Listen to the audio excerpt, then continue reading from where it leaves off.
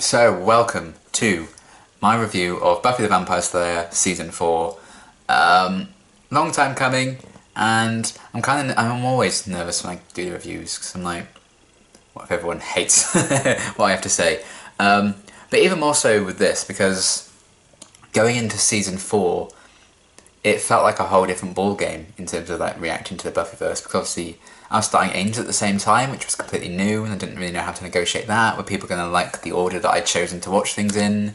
Luckily, most people do. I still have a few complaints, but sorry. So there was that very different feeling, and the fact that, right from the off, I think Season 4 itself kind of felt a bit different, because obviously it wasn't in school anymore. So there's a lot kind of newness with that. So there was quite a bit of kind of fear going into it.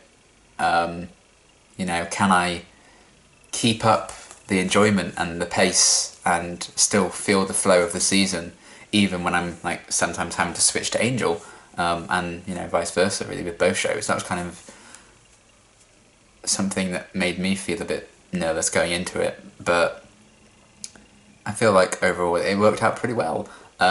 Doing both of them at the same time. The Slayer Life Guide, I'm really liking how that's working out, so I'm definitely going to be sticking to that. And yeah, I was also very aware going into Season 4, it seemed to be split down the middle, in, love and hate. I know it seemed to be like a very controversial season for a lot of people. I can see why, having seen it, but the whole point of this video is literally me talking about my thoughts, so we'll get into the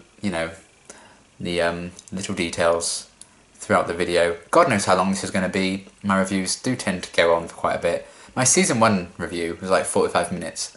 I was like, that's pretty solid for like 12 episodes. Although if I did that now in the style that I normally do them, with the detail that I normally try to go into, that would probably be a lot longer if I went back and review Season 1, but I'm not going to do that. I do not have time. But yeah, they can get quite long, these, so buckle up. Hope you've got a drink. I have, because my throat's playing me up today, which is perfect day for the, my schedule to kind of fall onto recording this. And yeah, maybe grab some popcorn. Do a faith, grab some popcorn. I know that's Angel, but still. Because we've got a lot to get through. I have a lot to say. My jaw will be killing me by the end of this, but never mind. I was supposed to do this and the Angel review today. I think I might just stick to this and then edit a Sins or something, I don't know. But yeah, who knows how long it's going to go on for. We'll find out when I finish recording this and put it all together. But I won't edit anything down because I'm lazy. So yeah, it's going to kind of be in the same vein as all my previous reviews. So split into sections, I think it's 6, I'm just checking it out. If I look down a bit, my notepad's actually right here, so I'm just staring at it. And I also may like grab a drink or check the battery on the camera at some point, because I'm not really going to edit much out of this, so just so you're aware. So yeah, basically same kind of format as my previous reviews. First of all, I'm going to talk about general thoughts and observations and discussion of the season as a whole, what I liked, what I didn't exactly like. And then I'll be revisiting the predictions I made for this season at the end of my Season 3 review. Then after that, we'll be talking about all the characters in depth. Then the themes of the season that I picked up on personally. Then we'll go through episodes, favourite episodes, the ones all you guys voted for. So you have you've sorted the season out into your favourites, and then I'll do my top 5 favourite episodes as well. And then finally, I'll go into my predictions for Season 5, which I really struggled with this time. But yeah, we might as well just crack right on and go into like the general thoughts and observations, opinions, discussion about Season 4. Because yeah, there's a lot. I have quite a few pages of notes for this review. So yeah, Season 4. I think, overall, I really enjoyed Season 4. I do think, well, I know I have some more in the minority opinions, I think, about the season, particularly about Riley, because I know he's not very liked, bless him. But we'll talk about that in the characters and stuff. But overall, I really, really loved season 4. I think it was great. I think it was definitely the funniest season so far. I think it's really kind of light-hearted for the most part. I know it went dark in some places. The whole stuff with Oz was deep, and Restless was kind of heavy, and the Phase 2 part was very fucking heavy. Outside of that, I think they just really had fun with this season. And they got quite experimental at times, which I really liked about it as well. And I just think it was very, very consistent overall. Because I really had to kind of look back at the structure of like previous seasons, and how they kind of all laid out their episodes, and then I had to compare that to season 4, and I was like, are there like more than one episode I didn't particularly like in a row? Maybe not, maybe there are, compared to like previous seasons. Is there any like proper structure to the previous seasons? Obviously we had like a 2-part finale at the end of like season 2 and 3. Season 4 didn't really do that. It was like episodes 20 and 21 almost were like the 2-part finale. And we didn't get like a 2-parter earlier on in the season, like they had in season 2 with What's My Line. And I mentioned that in my season 3 review. I said for season 3 I would have liked a 2-part story, like episodes 8, 9, 10, around there, at that point in the season for season 3. I think that would have improved the pacing a bit, because it felt like a bit, okay, yeah. Plus, like, I don't think every single episode was like, whoa, this is really, really good, or adding new stuff to the characters and stuff. There was quite a few filler ones in there. So 2-part could have really helped that. Whereas season 4 didn't have that either. But with this season, I didn't miss not having that 2-parter. Because I think in those slots we got like Pangs and Something Blue, which were like really, really fun episodes. And I felt like just this season managed to, I don't want to say disguise, but almost disguise the filler episodes very strongly. And even if they were filler episodes, for the most part, they were like explored characters and did some character development there. Whereas I feel like some previous like filler episodes in previous seasons may not have done that, or at least not as well as the ones in season 4 did. So I think that was a big plus I had about this season as well. And obviously I think this season contains some of the best episodes of the show so far, which is another big positive. What else is there? The fresh feel, and like an almost, I wrote down revamp, then had like a little chuckle because vamp, revamp, ha ha ha. But I didn't, pun unintended for once.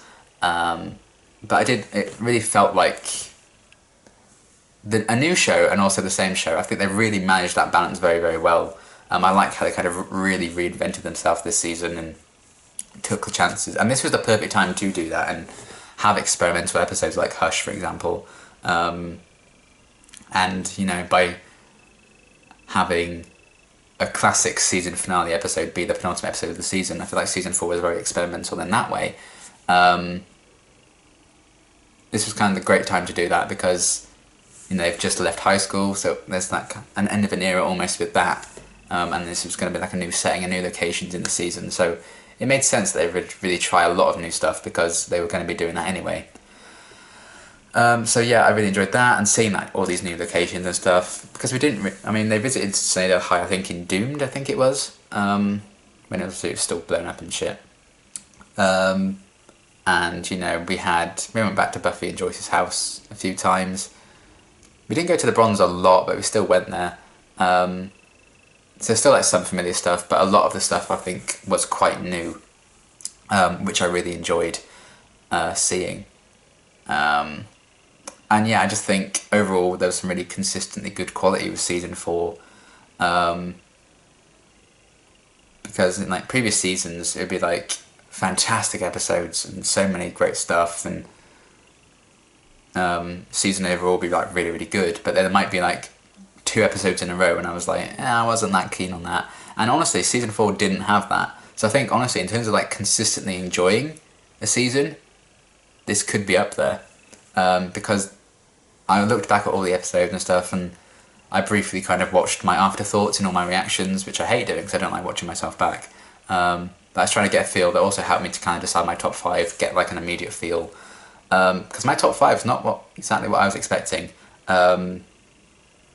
Because I was thinking about the season as a whole in deciding my top 5, which I don't normally do, but we'll get there.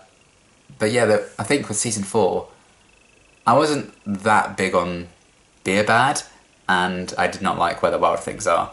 And there were like episodes I didn't enjoy quite as much as well. Like Living Conditions was okay, stuff like that.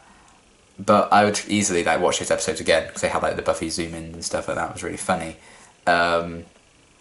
Whereas honestly, Beer Bad and Where the Wild Things Are, I could happily never watch again. Not that there wasn't good stuff in there. I just think as a whole, I'd rather just like Google the bits I liked on YouTube. You know. So in terms of that, I think season 4 was consistently very, very good in terms of the quality of the episodes, at least being, enjoyable. So that's a very good thing that I liked about this season.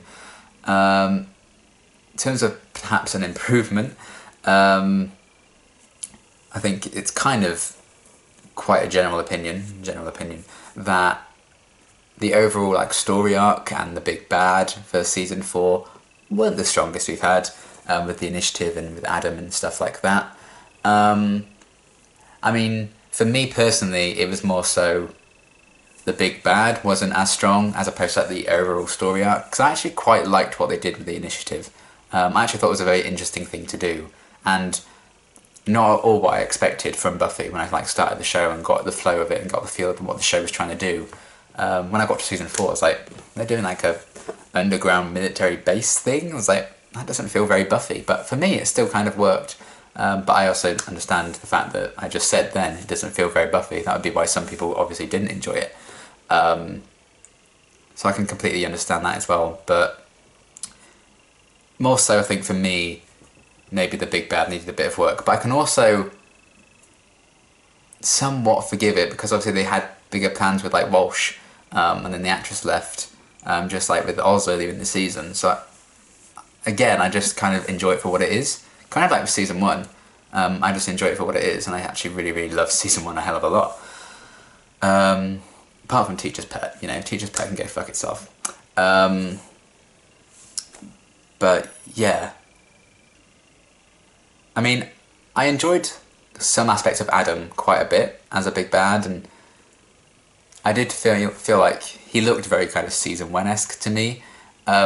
But he was a bit of fun, and I just enjoyed him for being a bit of fun and just, something for Buffy to kind of beat up, basically. And I think because the emotional attachment wasn't really there to like the main characters. I mean, Riley you could argue, I suppose, but it wasn't like Buffy's ex-boyfriend who's turned evil, or it wasn't like a high-ranking position in Sunnydale who's kind of now sided with this Slayer that Buffy was almost friends with,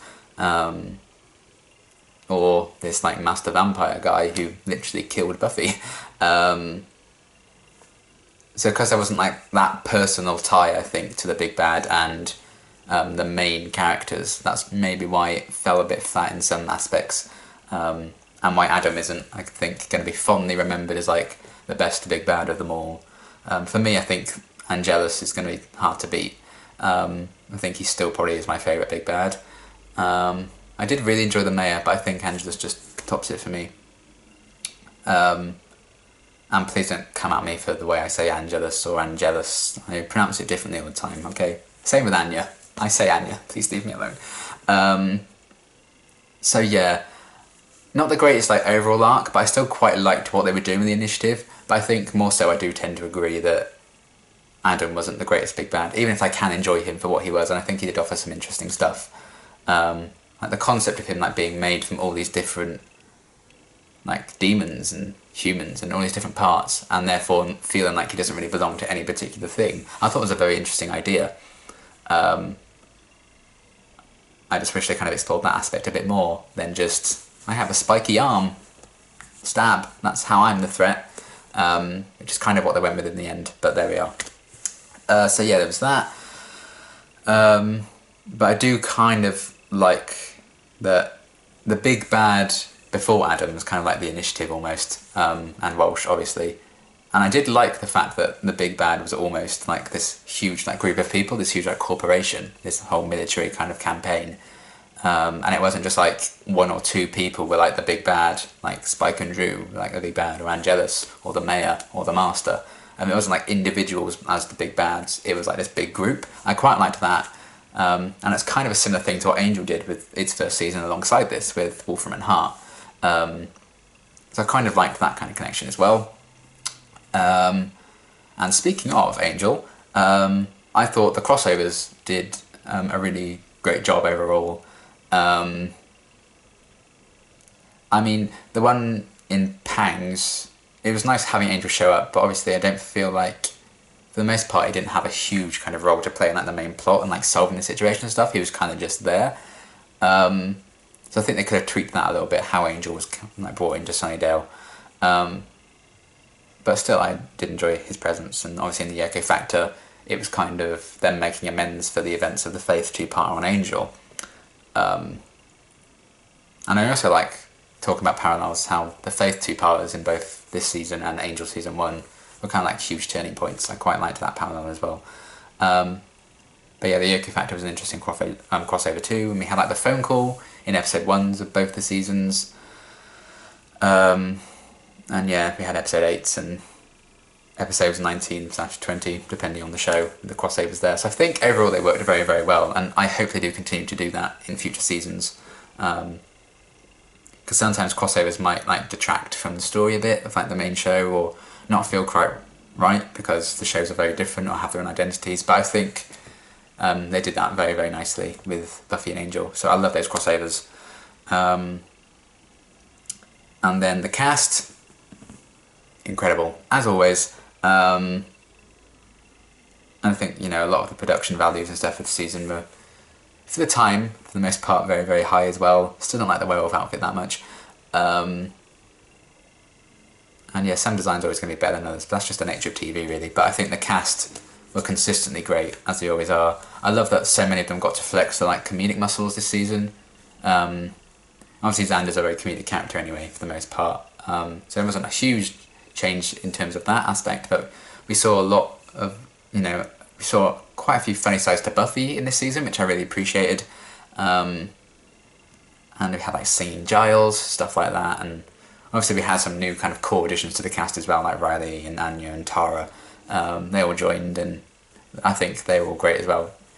Say what you will about the characters themselves, I guess. I actually think the actors are all very, very good. So yeah, the cast are great. And like I mentioned previously, like the filler episodes, even if they were filler for the most part, they like added some like character stuff or revealed some new things about the characters, so it still made them worthwhile. Whereas I feel like sometimes previous episodes in like season 1, 2, 3 even, they might have filler episodes that are just there and they don't like reveal anything about the characters we didn't already know. I feel like season 4 did a lot better job in terms of that, so I liked that a lot. I didn't really feel like a slog at any point. You know, sometimes like 22 episode seasons, you're going to feel the slog. That's just how it is. Maybe sometimes it's like the episode 6, 7, 8 mark. Sometimes, more common for me, it's like the episode 17, 18, 19, 20. You're like, oh, come on, let's just get to the season finale, you know? And I really did not feel that at all for season 4, which is great to see. And I think another common thing as well is like most shows, like episode 12, 13, 14 can also be a bit of a slog sometimes because they're kind of tying up the first half of the season and also trying to set up the second half. Sometimes they don't do that very successfully, but I think season 4 did that very, very well. Buffy's always done that well, because like episode 13, 14, season 2 was the whole Angelus turn. And then season 3 it was Bad Girls, and you know, Faith kind of turned there. And this season we had, you know, the death of Professor Walsh, the rise of Adam, stuff like that. So Buffy does a very good job of kind of, you know, keeping the flow going, and season 4 is a great example of that. So yeah, that's kind of everything I have to say in terms of like my general thoughts and observations for season 4. But as a whole, I really, really did enjoy it. In terms of ranking it as a season, I don't know. I really don't know. I still haven't decided if I prefer season 2 or season 3, to be honest. Because because I think season 3 is more consistent, but I think season 2 has the better story overall for me. So I think, as much as I enjoy season 1, I think it is the weakest season, and I'd probably put 4 above that, and then it'd probably still be a fight between 2 and 3. My phone's going mental. Shut up. But yeah, I think that's kind of where I'd rank it, but I really don't think there's been a bad season yet, so that's good, because I think a lot of shows, when you get to like the 4th season mark, they might start doing things that you're not like over the moon with. I know so many shows, I think, are almost kind of hit with like the curse of the 4th season, and a lot of shows a lot of fans, I think, will say of many different shows, after season 4 it doesn't start, it starts to get not as quite as good and the quality goes down a bit, but I really don't think that's the case with Buffy, so kudos to season 4 for maintaining a really decent flow, I think. So I really did enjoy season 4 as a whole. So yeah, that's my general thoughts, and now revisiting my predictions that I made for season 4 at the end of my season 3 review, just to see how well I did. Some of these I can't even remember predicting, and I'm actually really, really impressed with myself. So the first one I said was that there's going to be quite a different feel to the season, and like different locations now that they were out of school, which definitely happened, because obviously they're in college and got to spend a lot of time there. I know we've seen Giles' house quite a bit already, but we saw that a lot more, I think, in season 4. So yeah, I think we did see like quite a few new kind of locations and stuff like that. So I'm gonna give myself credit and say I got that right. And then I also said, unbelievably, I'm really impressed with myself, that I thought there was going to be a different kind of big bad, and not just like an individual or different monster, which definitely happened because we got the initiative. Obviously we did have Adam and stuff like that, we had Professor Walsh for a bit, but we did have like this group as a big bad, which I got right, and I'll address that again in my predictions for next season. But we did kind of have like individuals a lot as big bads throughout season 1, 2 and 3, so obviously I just predicted something different for season 4, and we kind of got that, so I was very impressed with that. I also said Spike was going to return, which he did, but I also said this potentially could be the start of him becoming Buffy's love interest, and I said yes and no as this coming true, because overall no, there isn't really a romantic connection there yet, because obviously I do know that Spike's going to become quite a significant love interest at some point. I don't know when exactly. Obviously I predicted it for season 4, which wasn't quite right, but I did give myself some credit because of something blue. So technically he was a love interest for an episode. So, take that as you will. I also said Anya would be coming back as a love interest as well, which happened, so that's cool. And I really enjoyed Anya this season quite a bit, and we all know I love Spike. I also said Giles would have a bit of a crisis, which definitely happened. I don't think I was very specific in what crisis, so maybe it's kind of an easy thing to kind of say, an easy prediction to kind of make, because it's Buffy, every character's always in crisis. But we definitely got that with season 4, and him kind of feeling a bit out of place and not having a job and not really knowing what his place in the world is. So we definitely had that, and I was definitely correct about that. So I was like, yes, give myself another point, give myself a cookie. And I also said, and I quote, that there would be more cinnamon roll splendour in season 4. And I've put for this yes and no. Because yes, we did get lots of cinnamon roll splendour from Willow. She is still my cinnamon roll. I love her. Butter her on some toast because she's just so sweet. That doesn't make any sense, but you know what I mean. And yeah, I also put no because of the whole thing with Oz and that breaking my heart. And I think in equal measure we got some like joyous cinnamon roll stuff and some absolutely heartbreaking cinnamon roll stuff. But Willow will always be my cinnamon roll. We know this. We know this. So yeah, I was correct about that technically, but we also got a lot of heartbreak in equal measure from my cinnamon rolls, Willow and Oz. And the last one, which I'm not really sure how it turned out really, but I said that we'd see a more relaxed Buffy, or we'd see the total opposite of that, because she's now free from both the council and she's free from a relationship with Angel. So I kind of thought it would be like either or, two sides of the spectrum, what Buffy would end up being in season 4 as a character herself. So I kind of put yes and no for this again, because I wasn't really sure. I don't think we got like a completely relaxed Buffy by any means. Particularly right from the off, really, because we had the whole thing with Parker making her feel very insecure, and then we had Angel coming back for a bit, and yeah. So it was interesting to see that new side to Buffy, I think, this season, where she didn't have like the council or Angel kind of holding her back. I don't want to say holding her back in a mean way about Angel, because I liked them together in the end.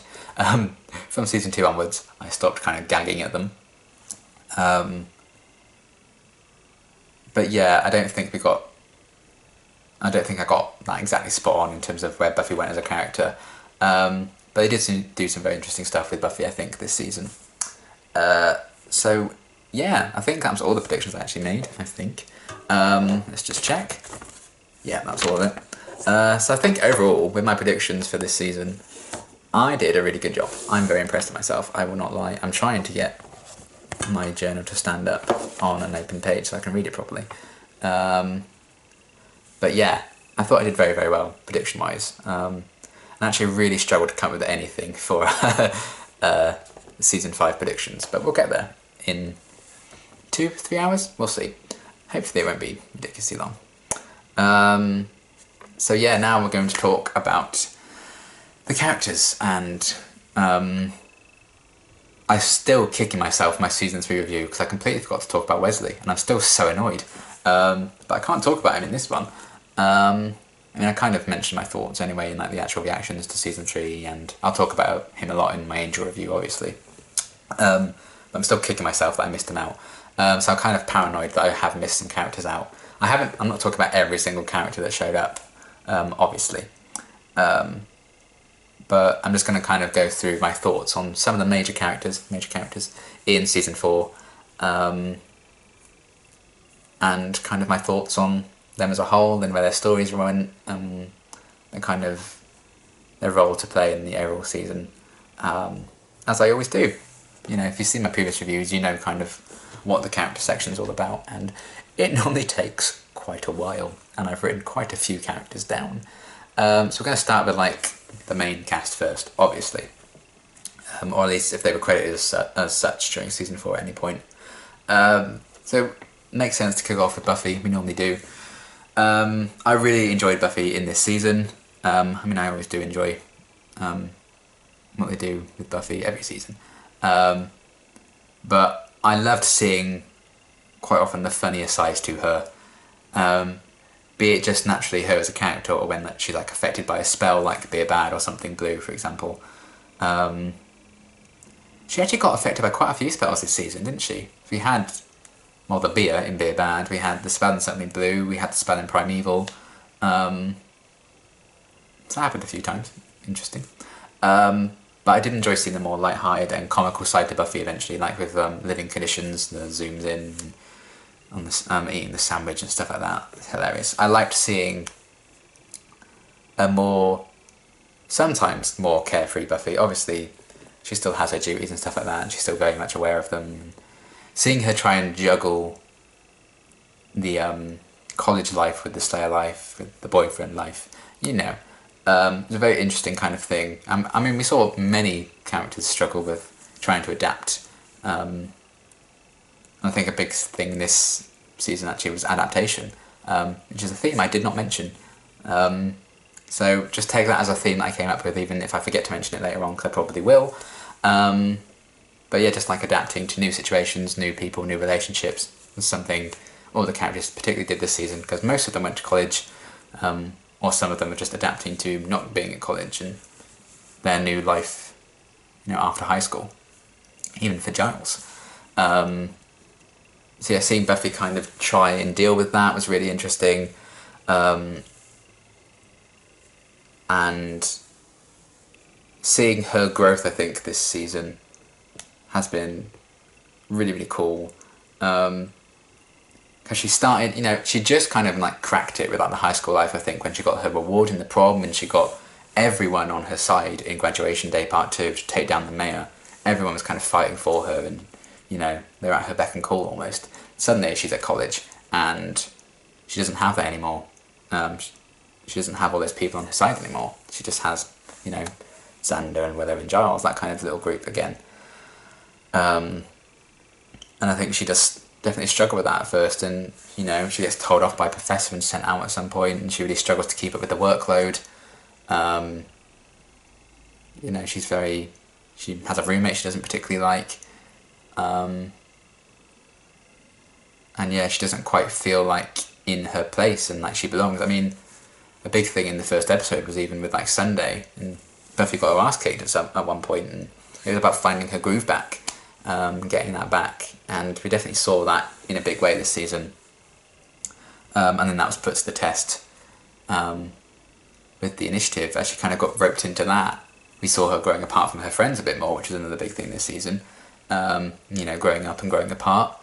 I think I wrote that one down though. I did. So that was a big thing with her, and so many times I think, like last season, she kind of isolated herself from some people, like when she removed herself at the end of season 2 and then in Anne, stuff like that. And then other times she's been isolated not exactly by choice.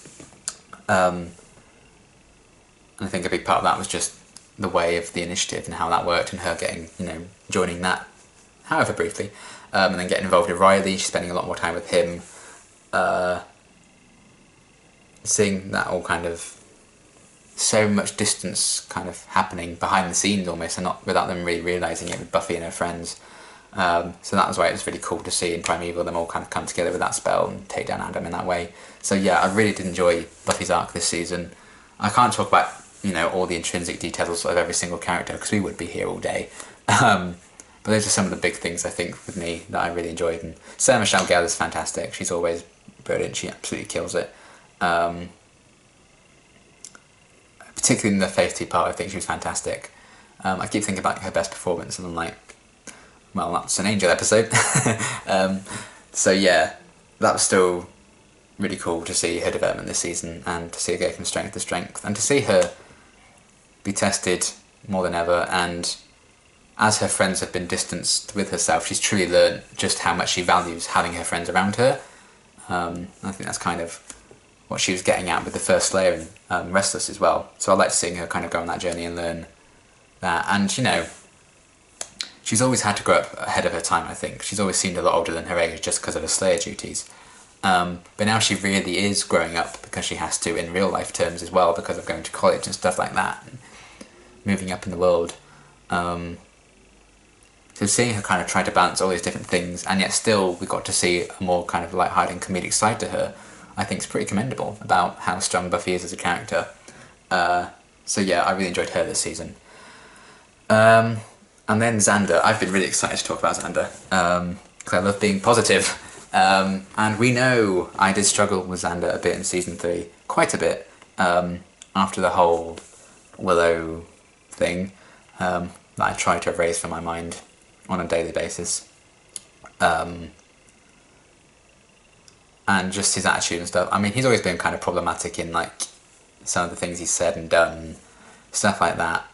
But I also think that's a very realistic thing. I think he's very, very flawed, and I think that makes him one of the most realistic characters on the show.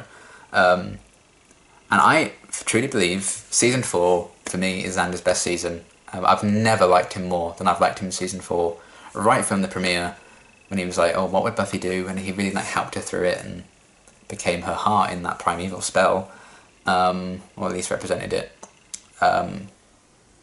I just absolutely loved it. I loved his journey this season.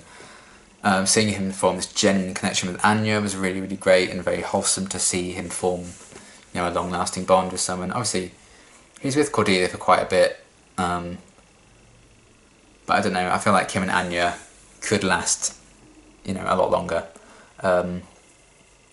So I just really enjoyed what he kind of brought to the season.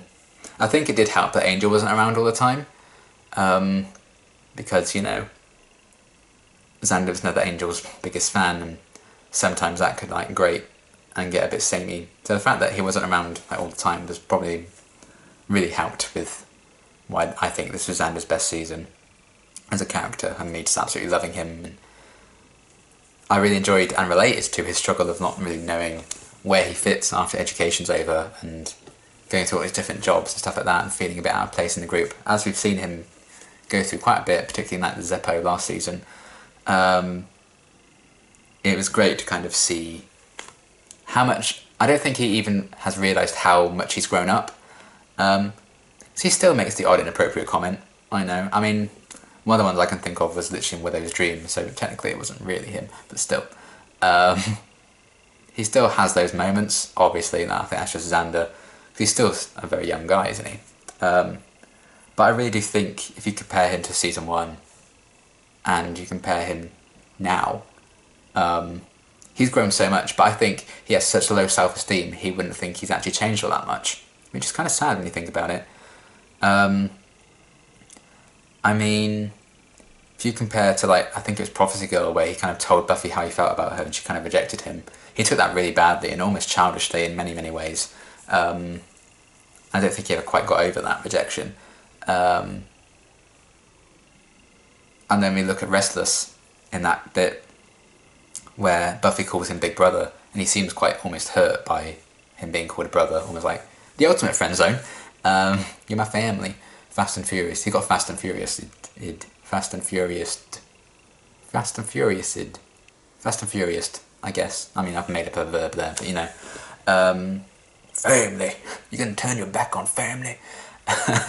Let's not talk about that franchise, shall we? Let's talk about a better franchise. I went there. So yeah, even that scene, I think, he was still kind of hurt by that comment, I think. And I kind of interpreted that as, you know, him being somewhat friend-zoned, and always probably will be by Buffy. I still think he handled that a lot better than he did in season 1, you know? So he's grown so much, I think, and good at him, and good on him for... Yes, he's had loads of different jobs this season, we've seen quite a few, but, you know, I think some people would give one a try, it didn't work out, you'd be like, well, clearly it's just not for me. But Xander's kept trying to get all these different jobs, and he's still trying to, you know, work and find his place, and that's something I can really relate to, and I think that's something I really enjoyed about him this season. You know, he's had the struggle to kind of fit in and find a place in the Scoobies, because he's not, you know, he's not going to college. And, you know, I think he's desperately trying to be a good boyfriend to Anya, and that's even more heightened by the fact that he's aware she used to be a vengeance demon, so she probably has like, exceptionally high standards. Or maybe not, maybe it's the exact opposite, maybe that's why it works so well, because she just, like, Anya spent so much time kind of hating men, really, didn't she? So maybe she has very low standards, and Xander's just very good at meeting the low standards, which sounds horrible. But I actually really like those two together, and I think Xander's a very, very good guy, who just makes some mistakes because he's a human being.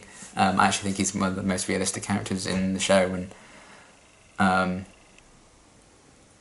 I think it's kind of endearing that I don't think he would admit how much he's grown up. He's getting by, he's trying, and I think that's really, really commendable for a guy who feels as useless as he does, and a guy who feels like he may not exactly fit in and have a place and is a bit useless in the group. The fact that he's still trying anyway, I think, is testament to his strength. And he has a strong heart, clearly, and that's why the spell worked as well as it did, I think. So I really, really love Xander this season. He was fantastic. Shall we talk about my cinnamon roll? Willow. Oh, Willow. Will my love ever fade? No. No, it will fucking not. I mean, it's not really much of a shock to say that I fucking adored Willow this season, as I always do. Nothing's changed. 4 seasons in. Right from the pilot episode, I've just loved her and I'll never stop. She's been through the ringer this season. Everything with Oz was just so beyond sad to me, and I'm still so sad that happened and that played out the way it did.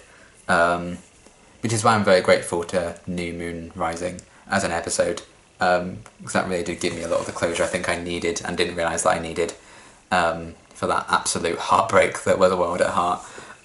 That's not in my top fucking 5, I tell you now. I do get that though. Even if the episode's good, if something happens in it I don't particularly like, then I'll be like, nah.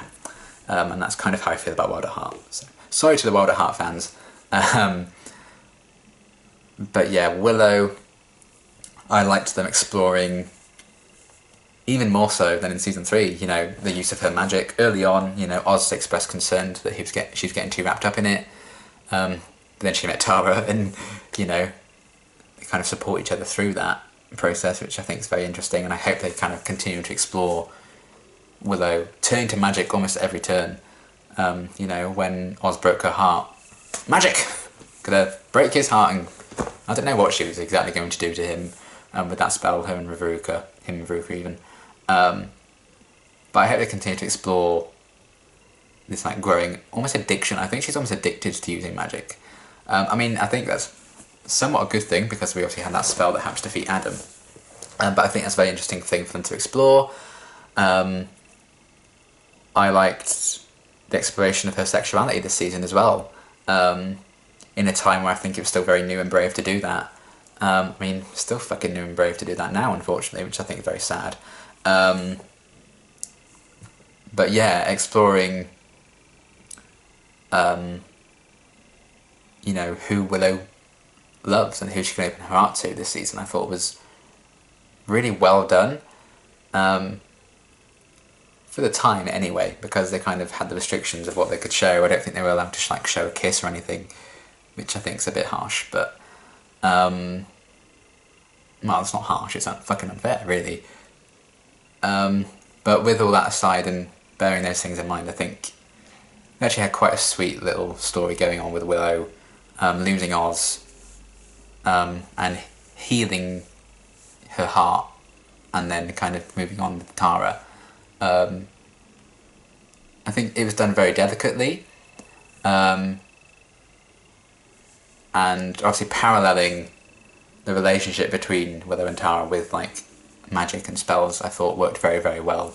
And you know, this whole magic thing's become an intrinsic part of Willow as a character, and I like that season 4's really done that with her this season, and I hope they continue to do that.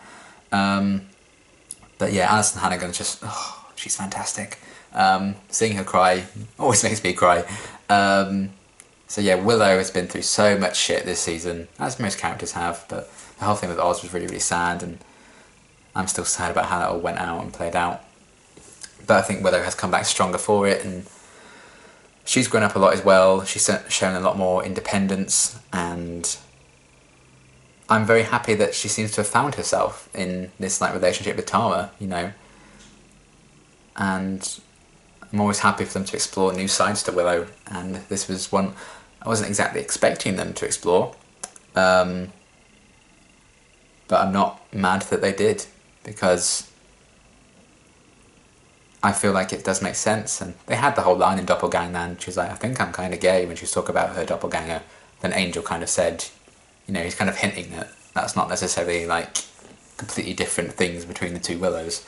So it's not like out of the blue, out of the something blue. But I think it was a very interesting thing for them to do. And her toying with like the consequences of magic and her over-reliance on it, I think was a really interesting kind of story. And I really hope they give that more focus, because we've got a bit of that in Fear itself. Obviously Wild at Heart and Something Blue, and all the spells that they did with Tara, Primeval. The consequences of that obviously were kind of restless. So it was a big thing with that, and I kind of want to see them do that a bit more. But also, I don't know if they will, because they literally spent a whole episode basically dealing with the aftermath of Willow's spells in Restless, but also I guess Something Blue. So are they going to do that concept again? I don't know. But I'd quite like them to. We'll see what happens. But yeah, Willow, my cinnamon roll. I love her. Like, that's not a surprise. It's not a surprise. I don't need to talk about it in huge detail, because I love everything she does. There's nothing to analyse when I love everything she does. But I love her growth, and I love her journey this season, finding, you know, new things about herself, which every character should, I think, in every season of a TV show, and she's certainly done that. So Willow, mwah, perfection. Then Giles.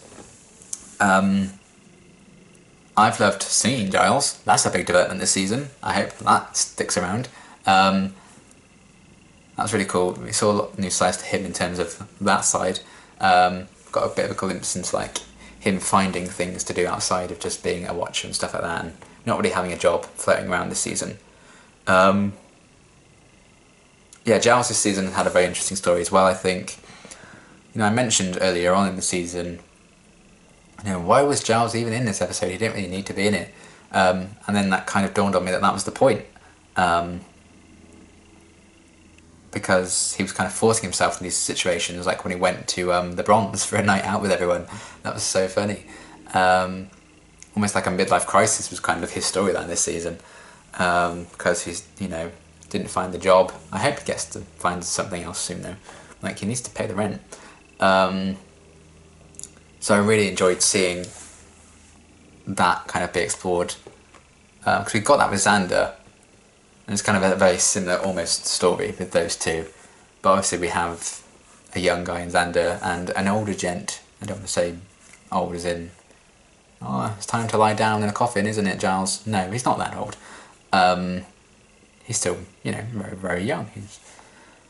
I'm digging myself a hole, I need to shut up. I mean, I'm not, because I love Giles and I don't think he's old at all. And he's got the voice of an angel. Oh, that's funny actually. He literally voiced an angel in Shadowhunters, so there you go. He literally does have the voice of an angel, it's proven. But yeah, seeing Giles struggle with finding a place, not fitting in, obviously that came to kind of a huge head in A New Man, which was one of my favourite kind of comedy episodes of the season.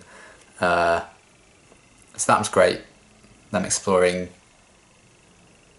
insecurities in an adult character, which I don't think we always get, because normally when we have shows centred around like teenagers as characters, they always look up to the adults as the ones who have all the experience and, you know, they get everything right. And that's just not the case. And it's realistic. And I like that we got to see, you know, the adult figure still have these struggles and have similar insecurities to what a teenager like Xander's going through. I thought that was a really interesting thing to do with him. And I'm always going to enjoy his presence because, you know, Anthony Stewart Head is so good, and has a voice of an angel. So yeah, I really liked what they did with Giles this season. I do hope we can see him kind of continue to find his place. I think, you know, he got to be like the mind, I think, was it, in the spell? So he's kind of slotted in, has that place still. But I hope he kind of finds a way to like settle down in terms of finding a new job and stuff like that. I hope we get to see that at some point. And we had, you know, he had that romance with Olivia this season as well, so it was nice seeing a few more like outside influences on Giles' life and seeing that he does have some hobbies and stuff outside of school and being a watcher and stuff. So yeah, Giles was fantastic this season, as he always is. And I think this was kind of the most insecure we've ever seen him, and that's obviously helped when Spike came to manipulate him and stuff, but I really enjoyed seeing that side to Giles, because whenever we've learned more about Giles outside of like his watcher role and his role in the Scoobies before now, it's kind of been like his past as the Ripper. The Ripper? Not Jack the Ripper. The Grim Ripper. Just Ripper. I just say Ripper. I've said Ripper too many times now, it doesn't sound like a word. But yeah, we've only ever really learned about his past as Ripper when we've learnt new stuff about Giles outside of the Scooby Gang. So to now see, you know, what he's up to now in present day outside of the Scooby Gang, I thought was a really cool thing to do with him, and I loved that about this season. Let's just go to Oz next, shall we? Because there's not much to say because he wasn't really in it. What was it, like 7 episodes I think overall this season, if he was in all of them at the start. Man, we know I love Oz. He's still one of my absolute favourite characters, he always will be. I don't know if he's gone for good. I don't know if we see him again. Don't tell me either way. I'll find out when he never comes back and I watch the end credits of the final episode and just cry. So I don't know what the future holds for Oz. But if he never comes back, I think technically New Moon Rising was a good send-off for him, because he was in Restless but wasn't really like him, you know. Although it was great seeing him pop up in Restless. It was great seeing him pop up in New Moon Rising because I wasn't fucking expecting it. I thought he was gone after Wild at Heart.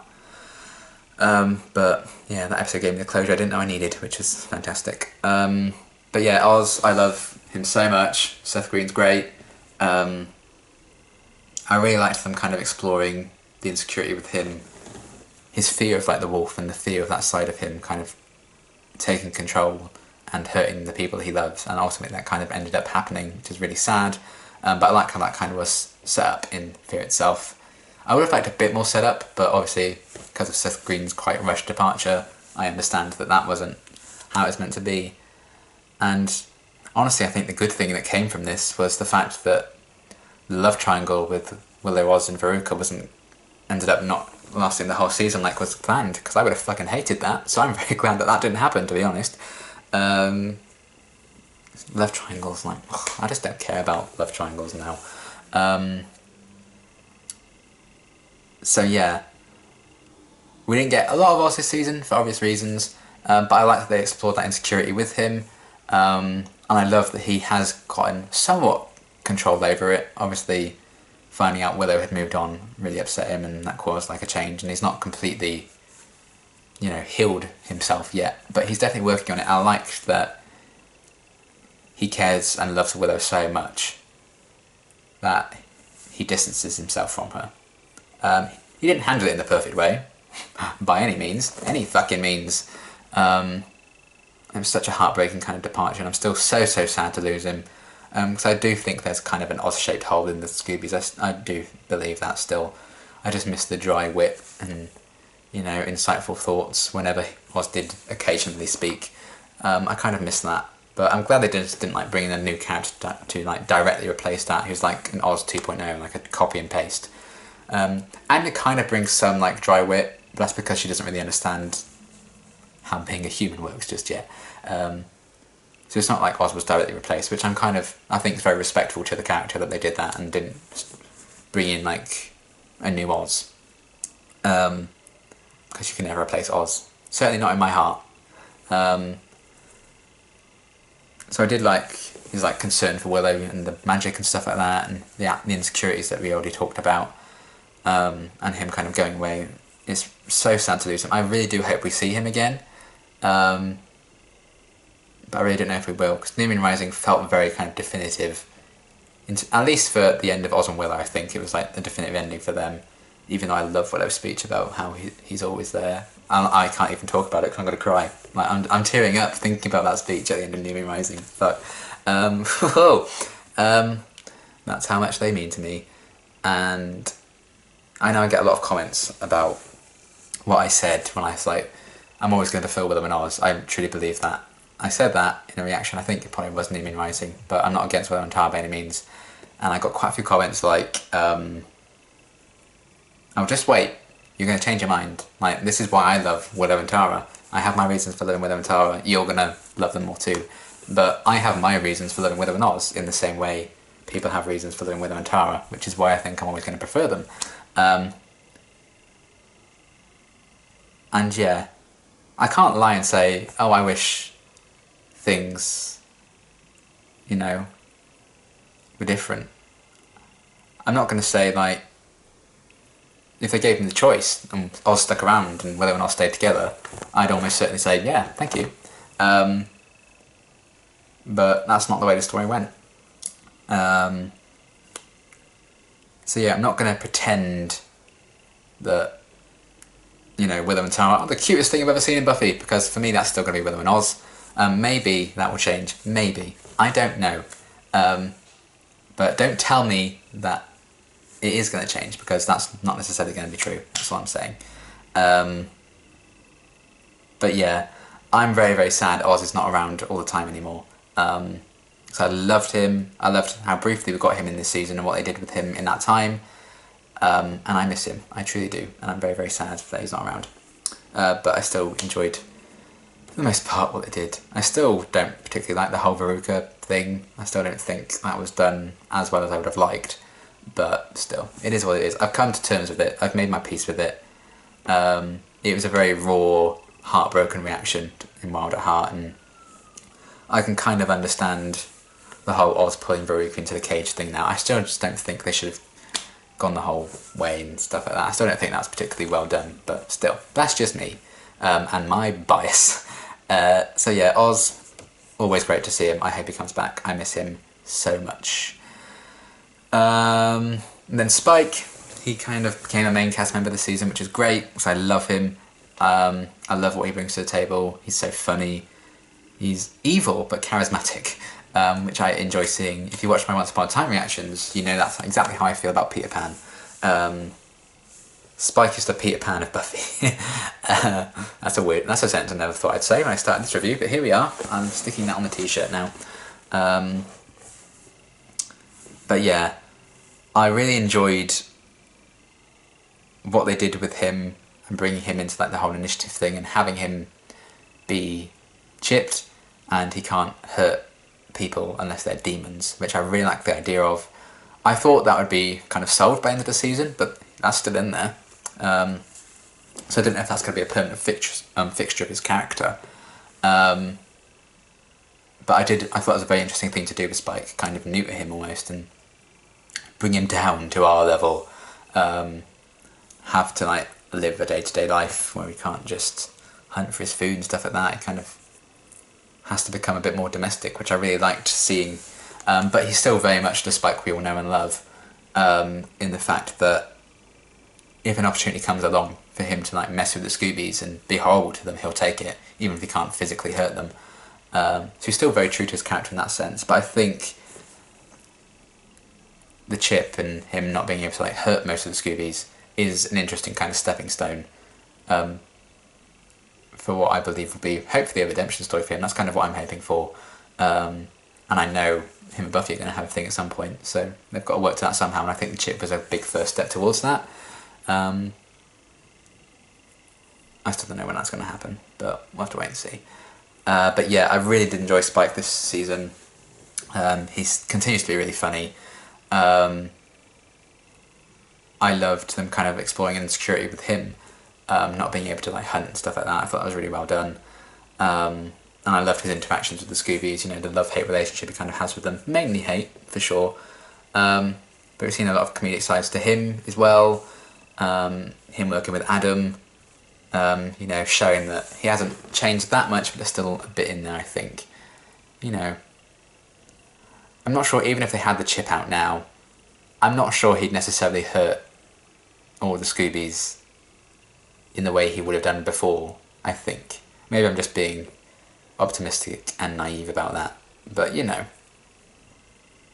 that's my 2 cents on that. But I really did enjoy what they did with Spike this season, and they left things kind of open-ended with him at the end of like Primeval and stuff, and yeah, I'm excited to see where they take him next season.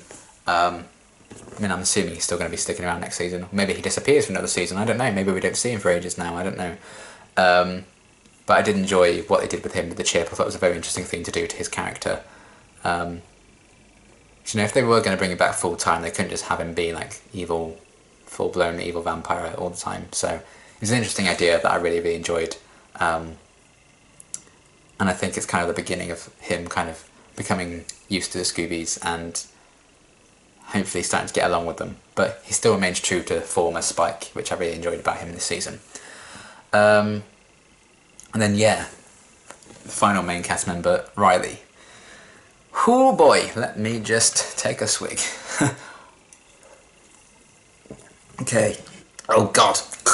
Choking on coke. So my voice is already killing me. We haven't even finished the characters yet. We haven't even finished the main characters yet. I've still got the themes and the episode. Oh my goodness. But yeah, Riley. We need to talk about Riley. I like Riley. I really do. I like him with Buffy. I like him as a character. Is he the best character ever? No.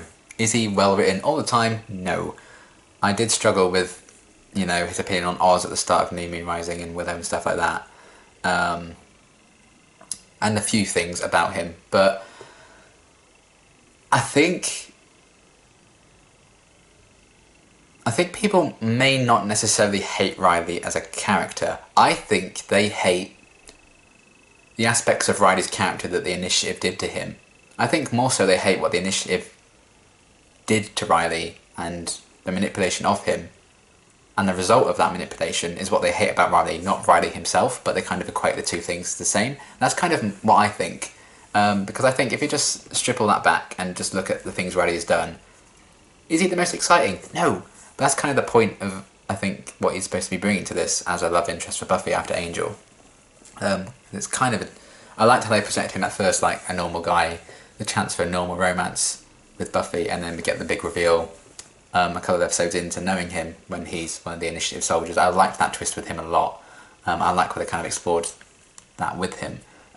You know, the reveal of like him being drugged and manipulated by Walsh and the Initiative and stuff like that, and him trying to find, you know, he got lost as well in a similar thing to like Xander and Giles. He didn't really have a place exactly, and he was trying to just decide where he belonged once all the, you know, revelations about the Initiative came out, and could he fit in the Scoobies? Does he still belong in the Initiative and stuff like that? I really enjoyed that with his character. And I felt bad for him that he kind of went through all that, and you know, it was kind of like people feel sorry for Faith that she was kind of betrayed by like maternal or paternal figures. Ronnie had the same thing happen to him, and I think people hate on him for it, and I don't think that's entirely fair, if I'm honest, you know. But yeah, I think he's been loyal to Buffy. Too loyal, yes. The Yoko factor is a bit annoying. I'm not saying, you know, he's completely flawless in any stretch of the imagination. He's not. I've definitely had my ups and downs with him, as you've seen in my reactions. He's said a few things, I'm like, come on. Bitch, please. But overall, I really, really like him, and I think he's an interesting addition to the cast. It's nice to kind of almost have a more grounded character in Riley. Because, you know, it's all very well having the Slayer and the Witch, but it is nice sometimes to kind of have a level, I just want to say level-headed. He's level-headed now the drug kind of things have worn off. Because, you know, when he was still being, you know, worn off them, he was like, rah! And he pushed Willow to the floor, which I will never forgive him for, that's for fucking sure. But overall, I did enjoy his inclusion this season, what he brought to the table. I like him and Buffy together. I think, you know, they have a strong foundation as a couple. Yeah, he's not the best written at times, but I think the actor did a great job with him this season, and I assume he's going to be sticking around, so I'm excited to see what they do with him. But as it stands, I actually quite like Riley. I think he's very loyal to Buffy, which I really appreciate. And yes, he is a bit too loyal to her at times, like I said, but that's a flaw. That's a very human thing. I don't think we should hate someone for having a human quality to him. I mean, if you do dislike Riley, and I know most of you do, that's absolutely fine. And I can see your reasons why, but I hope you can kind of see my reasons why I like him, and I feel sorry for him. Why I can't hate some aspects of him that other people hate, because I blame the Initiative for that, not Riley as a person. But it's up for interpretation. That's the great thing about Buffy. Everyone has a different opinion on everything, really. I think that makes it very, very interesting, as long as, you know, discussions don't get out of hand. So yeah, that's Riley. I actually quite enjoyed what he brought to the table this season. I'm intrigued as to what they're going to do with him in future. So yeah, that's the main characters finally done. Now I have an extensive list of kind of supporting characters, maybe one-off characters I just briefly want to mention, because I think they had a significant impact on the season as a whole, or my enjoyment or not enjoyment of it. So yeah, I've kind of just gone through, I think, almost in like the order they appeared throughout the season, for the most part, I think. So yeah, we'll start off with Joyce, because she's one of my favourite supporting characters. We did not get much Joyce this season, and I know it's because the actress wasn't available a lot of the time. So her popping up was genuinely like a real treat when she did kind of show up on occasion. And it is very sad that we kind of saw they've kind of been growing apart, her and Buffy, just because Buffy's been very busy, and Faith kind of picked up on that as well and kind of almost used that to try and taunt Joyce in this year's Girl. So it was an interesting thing to do with that, and then obviously Restless we had like Joyce like behind a wall and Buffy kind of just walked away from her, kind of showing that there's been a growing distance between them. But you know, I don't think that's just the whole mother and daughter thing, that's Buffy growing apart from all of her friends, and then coming back together at the end of the season. But we didn't really quite get that with Joyce, so maybe that's something they could explore next season, or beyond. But yeah, I do really enjoy Joyce as a character. You know, she has made some mistakes as a mother, but I think every mother makes mistakes. Mine certainly has.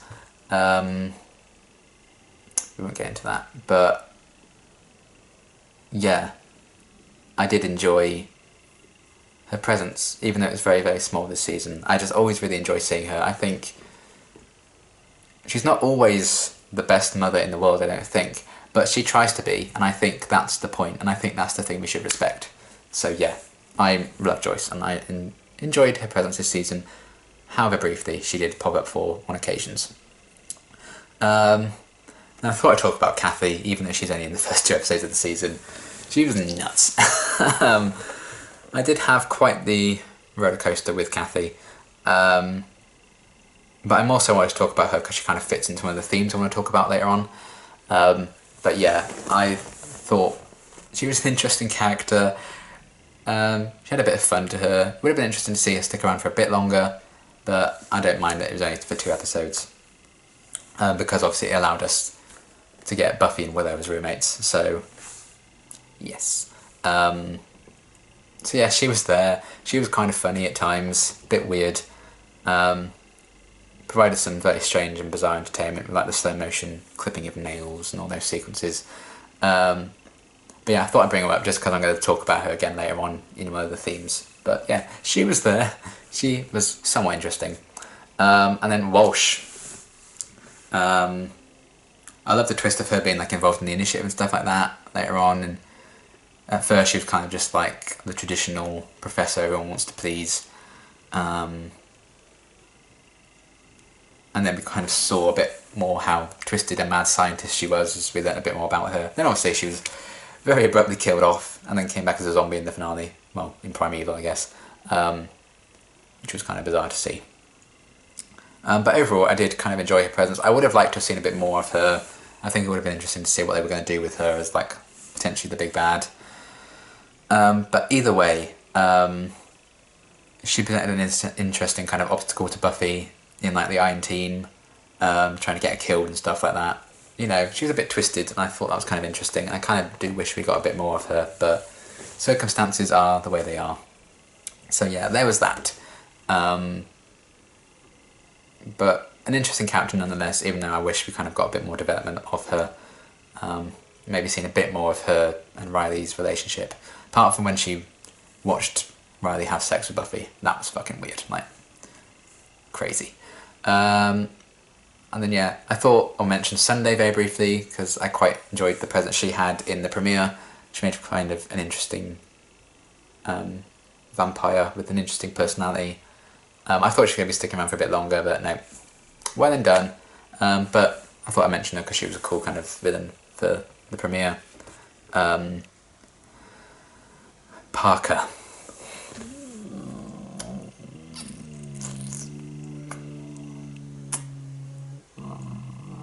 What a dick. I actually quite liked him in his first appearance, but I think the fact that I did showed how well the character worked as like a master manipulator, because even I was fooled by him. I mean, I wouldn't have slept with him, that's for sure, because not really my thing, but I did kind of get fooled by thinking he was actually a decent guy, and I was like, oh, he's kind of nice. Then the big reveals that he was just the worst. God, I hate that guy. But I thought I'd bring him up because he had a bit of a presence near the first half of the season. And yeah, what a dick. I think the actors did a great job of like being an arsehole in that part. And I did like that they kind of included the characters like Parker in the season. Because I think it played into the theme like insecurity that I'm going to talk about with Buffy. You know, the way he kind of mistreated her was very interesting. And it just shows that there are guys like that, which is, you know, a very real thing. So it's kind of cool that they included him for that. And yeah, he was kind of necessary, I think, to show that love for Buffy is never going to be easy, as they kind of joked about in the season 1 episode. It might have been I, Robot You, Jane, actually, which I love, still love it. So yeah, he was there. He was an arsehole, but he was meant to be, and I did kind of enjoy overall the role he played, even if he was a dick. Then Anya. I really like Anya a lot. I was surprised when they kept like bringing her back in like major ways, and even more surprised when she was like made a love interest for Xander. That was kind of crazy to me, and somehow it works, and it felt very natural when she was brought into the Scoobies. You know, I like her kind of dry sense of humour, and the fact that she just doesn't really understand what it is to be human just yet, because it's been so long since she was mortal. That gets a lot of laughs. She has some really funny moments. Sometimes she's been like the star of the episode. Like, Where the Wild Things Are is not the best episode, but Anya was the best thing in it for me, and I really liked her in that episode. She kind of carried it on her shoulders for the most part. She's had some really funny moments, really funny lines. I like her interactions with the Scoobies. I hope they kind of explore that a bit more and not just have her be like with Xander all the time. I would like to see her like interact like one-on-one with Buffy a bit more, and with Willow and with Giles. Like Xander, Anya and Giles would be everything. So that would be great to see that. But I really do like what she brings to the Scoobies overall. I think she's very funny. I think the concept of like this like former demon now having to live as a mortal teenager, I think is great. And I would like an Anya kind of centered episode, an Anya focused episode, really exploring the impact that that's having on her. Maybe seeing the world from her perspective, almost like having an episode like the Zeppo but about Anya. I think that'd be a really interesting thing to see, and I hope they kind of at least give her more focus in future, because I think she's a very interesting character, and she's very fun. I think a lot of the fun of season 4 did come from Anya's presence that I really, really appreciated. And yeah, we've definitely seen some change in her, I think, and the bunny costume, iconic, and what she was saying to Xander in Primeval, I think it was really, really sweet, about the type of guy he was. So she's starting to kind of learn to like fall in love, and I like seeing that progression. I hope we get to see a lot more of that, because she was a really fun part of this season, and I hope we see a lot more of her, because I really, really liked Anya a hell of a lot. To see where she was in like the Wish. I always confuse the Wish with the Gift for some reason. Like, the Gift is a Sarah Jane Adventures episode, and for some reason when I go to say the Wish, I say the Gift. It's because I always think like the necklace is like the gift, and I don't know why I twisted it in my head. Happens a lot. Like it is with a lot of shows. This is a big tangent. A lot of shows have episode titles, and I always get them confused with Sarah Jane Adventures titles. Like, it's a common thing. Like, not just Buffy. I do it with loads of different shows, which is so weird to me. But yeah. Anyway, big tangent. So yeah, really enjoy Anya. She's grown on me a hell of a lot, and to see where she was in we need to consecrate the Wish to now, we've already seen a lot of growth there, I think, and I hope we get to continue to see that, because I really like her, and the actress is great. Then Harmony, it was cool seeing her come back as a vampire this season.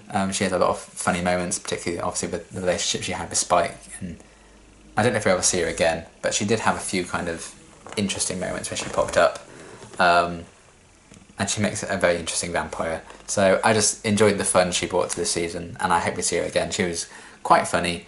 I don't know in what capacity I'd want to see her again, to be honest, but I think it's just an interesting character to have. I think they do a great job with her, and the fact that they made her a vampire probably shows that the guys behind the scenes and stuff really like the actress. So yeah, there's that. I hope we see a bit more of her, but Harmony was a lot of fun this season. I didn't want to mention her, but Veruca, I'm just going to move my leg because it's dead. I've been sat for a good long while probably, and my battery's going to die soon, so I'm definitely going to have to take a break and record the second half of this later. But Veruca, I get the point of her, and I think it's a very interesting concept that she brought to the table with like how much of like the werewolf side of you is the real you. Is that the real you? I did enjoy that aspect of her character quite a bit, but just the whole head thing when she was like this, like, oh, you're so annoying. I'm so glad she got her throat ripped out. If I'd had to have a whole season of her in that love triangle, I probably would have screamed. So I'm honestly, it's for the best really. But yeah, she was there. She was a character. Thought I'd mention her because she did have a significant role to play in like a big departure of one of the lead characters. So yeah, glad she's dead, but I thought I'd mention her anyway. Speaking of people I'm glad they're dead, but I thought I'd mention anyway, Forrest. Just when I get rid of Veruca, along comes Forrest. Yeah. I mean, I think there's like the whole kind of subtext that a lot of people read into of him like being in love with Riley and stuff. I can kind of see that quite a bit. But you know, I didn't come up with that kind of theory, and that's not really what I had in my head when I was watching it. I can kind of see it quite a bit. But it wasn't like the defining thing, like my headcanon that I accepted. So I don't really want to talk about that in great detail in like analysing him as a character, because that's not really my analysis of him. But I think it makes a lot of sense. But God, he was annoying. I don't think the actor was bad by any means. I just think the character was very one note and they didn't develop him. If they kept the whole thing, him hating on Buffy with every other fucking line, fine. But at least like give him more development than just being that, and then he gets skewered and made into like this weird zombie thing. The best thing he did was die. Twice. He did it twice. He was so good at dying, he died twice. And honestly, I thank him for that, because I was overjoyed to watch Forrest die twice. Honestly, I wish it had been more. One thing to improve season 4, Forrest should have been killed off more times. I'm such an arsehole to Forrest, but he was an arsehole to Buffy, so there we are. I get where he was coming from and his point of view and stuff like that, feeling like Riley's attention was being misdiverted. But you know, focus on yourself. You know, you don't need to focus on Riley. Focus on yourself and what you contribute to the initiative, and then you can move up and take Riley's place if you need to, if he gets so unfocused. But you know, keep your nose out of their business. You're so annoying. But that was Forrest. And then Angel. It's so weird to talk about Angel as like a supporting character in the season, but he was in like 2 episodes this season. He was in Pangs and the Yoko Factor. Was he in any more? I can't remember who was in any more than that. I think it was just those 2. But yeah, I did like that we did see him pop up still. Just a reminder of, you know, how significant he was on the show once upon a time. And him coming to help Buffy in Pangs was really cool. And I loved that we got some brief interactions with him and Willow. We got this sense that he's really kind of grown and changed. Obviously, I can't talk much about him as a character until I get to the Angel Season 1 review. Because we didn't get to see Angel's development in Buffy Season 4, so I can't really talk about it now. Because, you know, Angel was, you know, he was there, but he's not like the best thing about Season 4 of Buffy, because he wasn't really in it. Whereas his character development in Angel, I think, was fucking phenomenal. But we'll get there in that review. But it was nice seeing him pop up on a couple of occasions. I mean, I didn't really like the whole fight with him and Riley. Because when Riley was like accusing him of like sleeping with Buffy or whatever, Angel didn't like just deny it. He just kept playing along with it just to piss Riley off. I didn't feel like... I felt like Angel was above that. That felt a bit out of character to me personally, but you know, it is what it is. I know Angel can sometimes be a bit childlike and jealous when it comes to Buffy, so I can kind of allow it. But it was nice kind of seeing him pop up in Buffy and make amends with her in the Yoko Factor and stuff like that. So it didn't have like a huge impact on like the season overall, but it was still nice to have him pop up every now and again. But I do feel like Buffy had more of an impact in Angel Season 1 than Angel had in Buffy Season 4, if you know what I mean. But it was still nice to see him anyway. Then Olivia, we saw as like Giles' girlfriend. We didn't get a lot of her, which was kind of sad. I mean, I don't really know a lot about her at all, apart from her name, which is very sad. And I don't know if their relationship is really going to last, because like she was very spooked out after Hush, the events of that. And she was in Restless. I don't know if we saw her again in between that, like after Hush. I'm not really sure. But I thought I'd mention her because it was nice to show that Giles kind of moved on, had something outside of like his day-to-day life that he could like take pride in and stuff.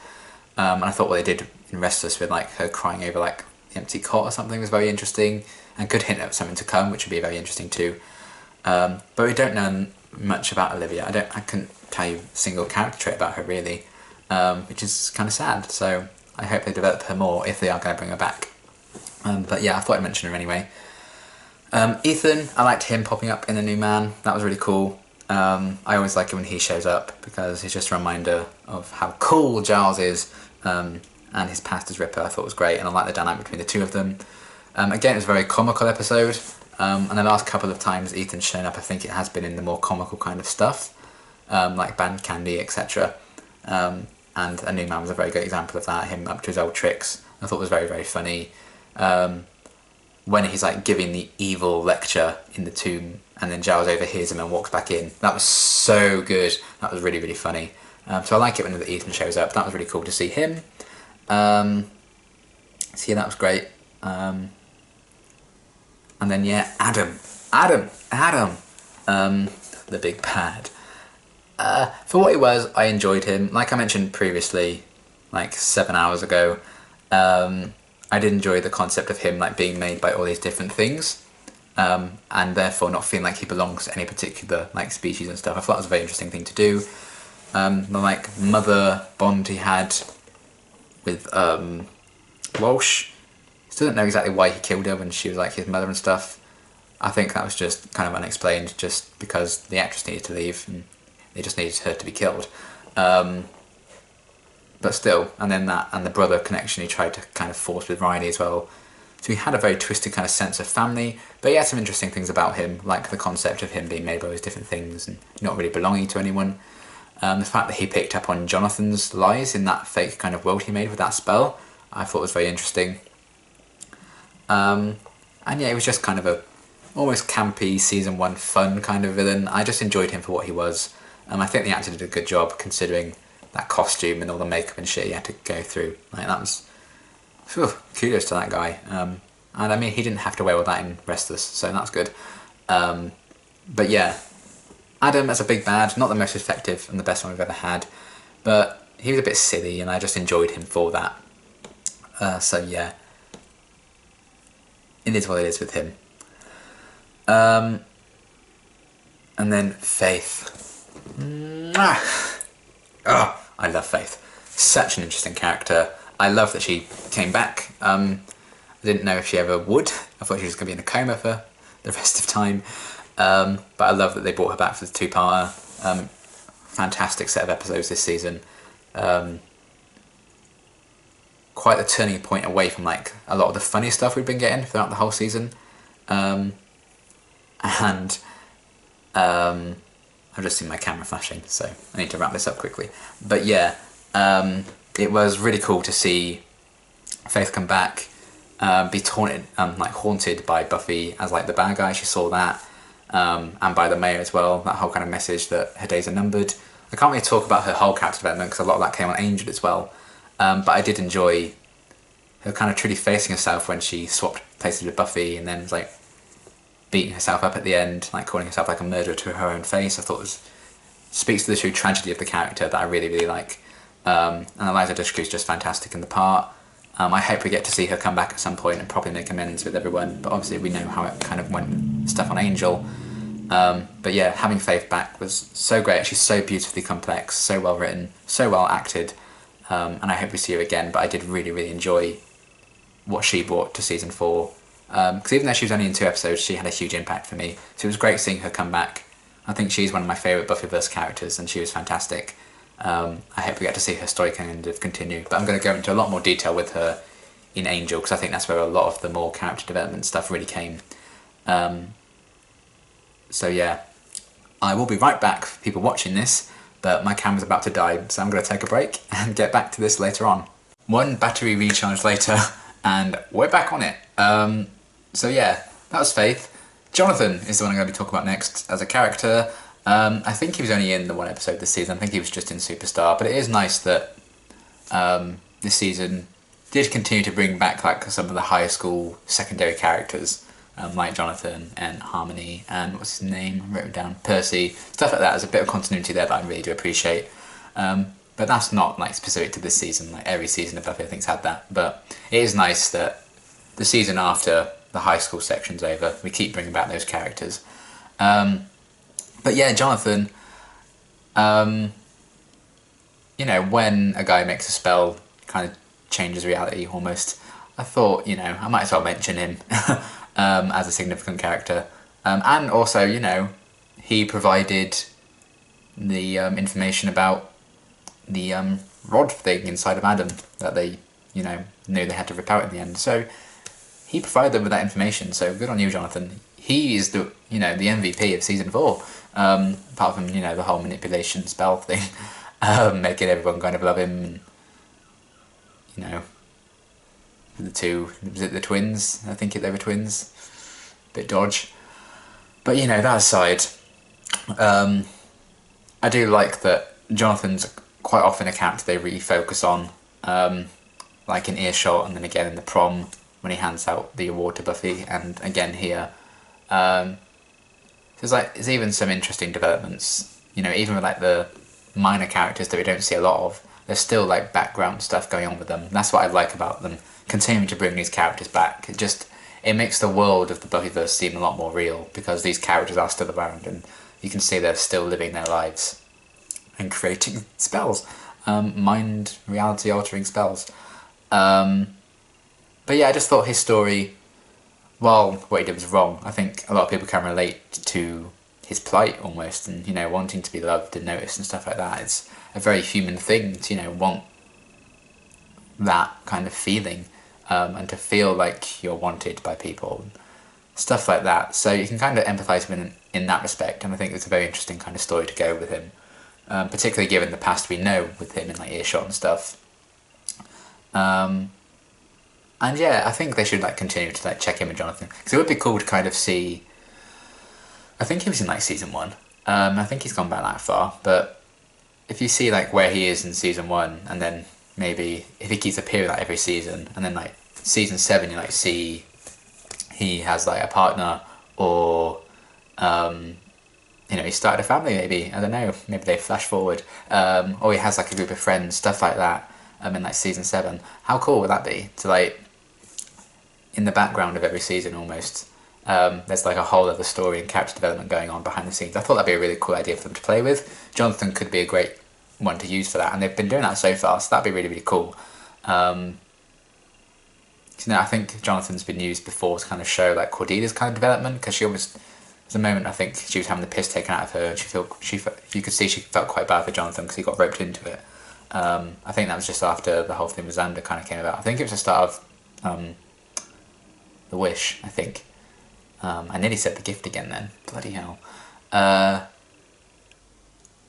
So yeah, that'd be a cool kind of character to see. Kind of like those two extras in How I Met Your Mother. Like throughout the seasons, you kind of see their whole like story play out in the background of the pub. Jonathan could be that version. But yeah, I thought he had a very interesting kind of story in Superstar this season, so I thought I'd mention him. And then yeah, I just like some of the minor characters, bringing them back again, just like the continuity thing, like Percy, for example. And even Snyder showing up in Restless, I thought was a very cool way of bringing him back. We had obviously a couple of cameos from the Mayor in the Faith story. I think he was just in This Year's Girl, but we had him in like The Dream and then the video. It was cool that they keep referencing that, and I like it when long-running shows aren't afraid of their past and like referencing them. Just like a little treat for the fans. So yeah, that was really, really cool, having him show up and stuff like that, and the weird cheese guy. They're kind of just the bonkers bits of dreams that people have for some reason. So just like minor characters like that, I thought I'd bring up, because it's kind of, I like how they use them to keep the continuity in check, basically. It just, when you focus so much on like the main characters in the show, often you might neglect what's going on behind the scenes sometimes, and maybe like the sets in TV shows should be like looking a bit more worn or used or different somehow, but they somehow look exactly the same. Like even in Friends, you see the characters get older and change a bit and everything like that. And yeah, aside from like people move in and out, Monica's apartment looks exactly the same for like 10 years, and that's not entirely realistic. So it's like addressing that the world's changing as well, not just like the characters' lives. I think that's kind of cool that Buffy kind of does that with its secondary characters. And another thing I just wanted to mention was the first Slayer being shown to us in Restless. I thought it was a very clever idea. I really liked how that kind of all panned out. Maybe the representation of the first Slayer. And I think the actress was even credited as the Primitive, which I think is a bit dodgy. Surely you could just call her the First Slayer.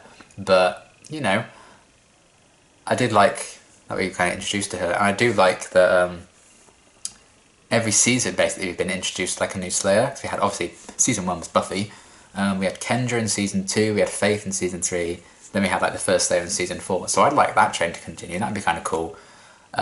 Just like this Iron Man armour kind of collection of Slayers by the end of the show. I thought that could be kind of cool to like meet a new Slayer, even one that's, you know, long gone in every season. I think it'd be a really interesting kind of thing. So I'd love kind of like an episode where every single Slayer that's lived up to and including Buffy kind of come together for some reason. I don't know. I just think that'd be really fucking cool. But yeah, that's another kind of interesting character they brought in with the finale that I really, really liked what they did with. I thought it was a very interesting thing to have like the first Slayer get involved. Very clever idea, I thought. And then the final character, I just wanted to talk about the initiative as a whole, because I thought, you know, as a whole I think it's a very interesting concept. Like maybe by the episode it had its ups and downs, but I thought it was just a very interesting kind of thing to explore. Why they decided to build underneath the college, I don't quite know. Maybe just because it made it easier for, you know, the people who work there to have fake identities in a college, I don't know. But yeah, I just thought the idea of the initiative was a very clever aspect for season 4 for me. I know some people may not like the whole arc with them, but I thought it was an interesting idea. So yeah, it's kind of crazy like thinking now about like the setup of the initiative before we like properly introduced them, because it feels like such a big part of it. But we went like 7 episodes before I think we even saw the inside of the initiative, because it was just those guys with guns like sneaking about, and we were like, what the hell's going on with that? So even like the development of that plot I think is pretty cool. When I didn't get entirely bored with the initiative, which is kind of impressive after like 22 episodes of it, really. You know, sometimes you probably would have expected to be like, oh, let's just get rid of the initiative by like episode 17 or whatever, but I never entirely got bored with them. I think I would have done if they'd carried it on until season 5, but luckily they seem to have not done that. But I just think it's an interesting kind of threat for Buffy as well, like having this initiative here. Because so many times Buffy's kind of been challenged as the Slayer, you know, initially kind of by herself, and the Prophecy and Prophecy Girl was kind of a challenge to her as a Slayer.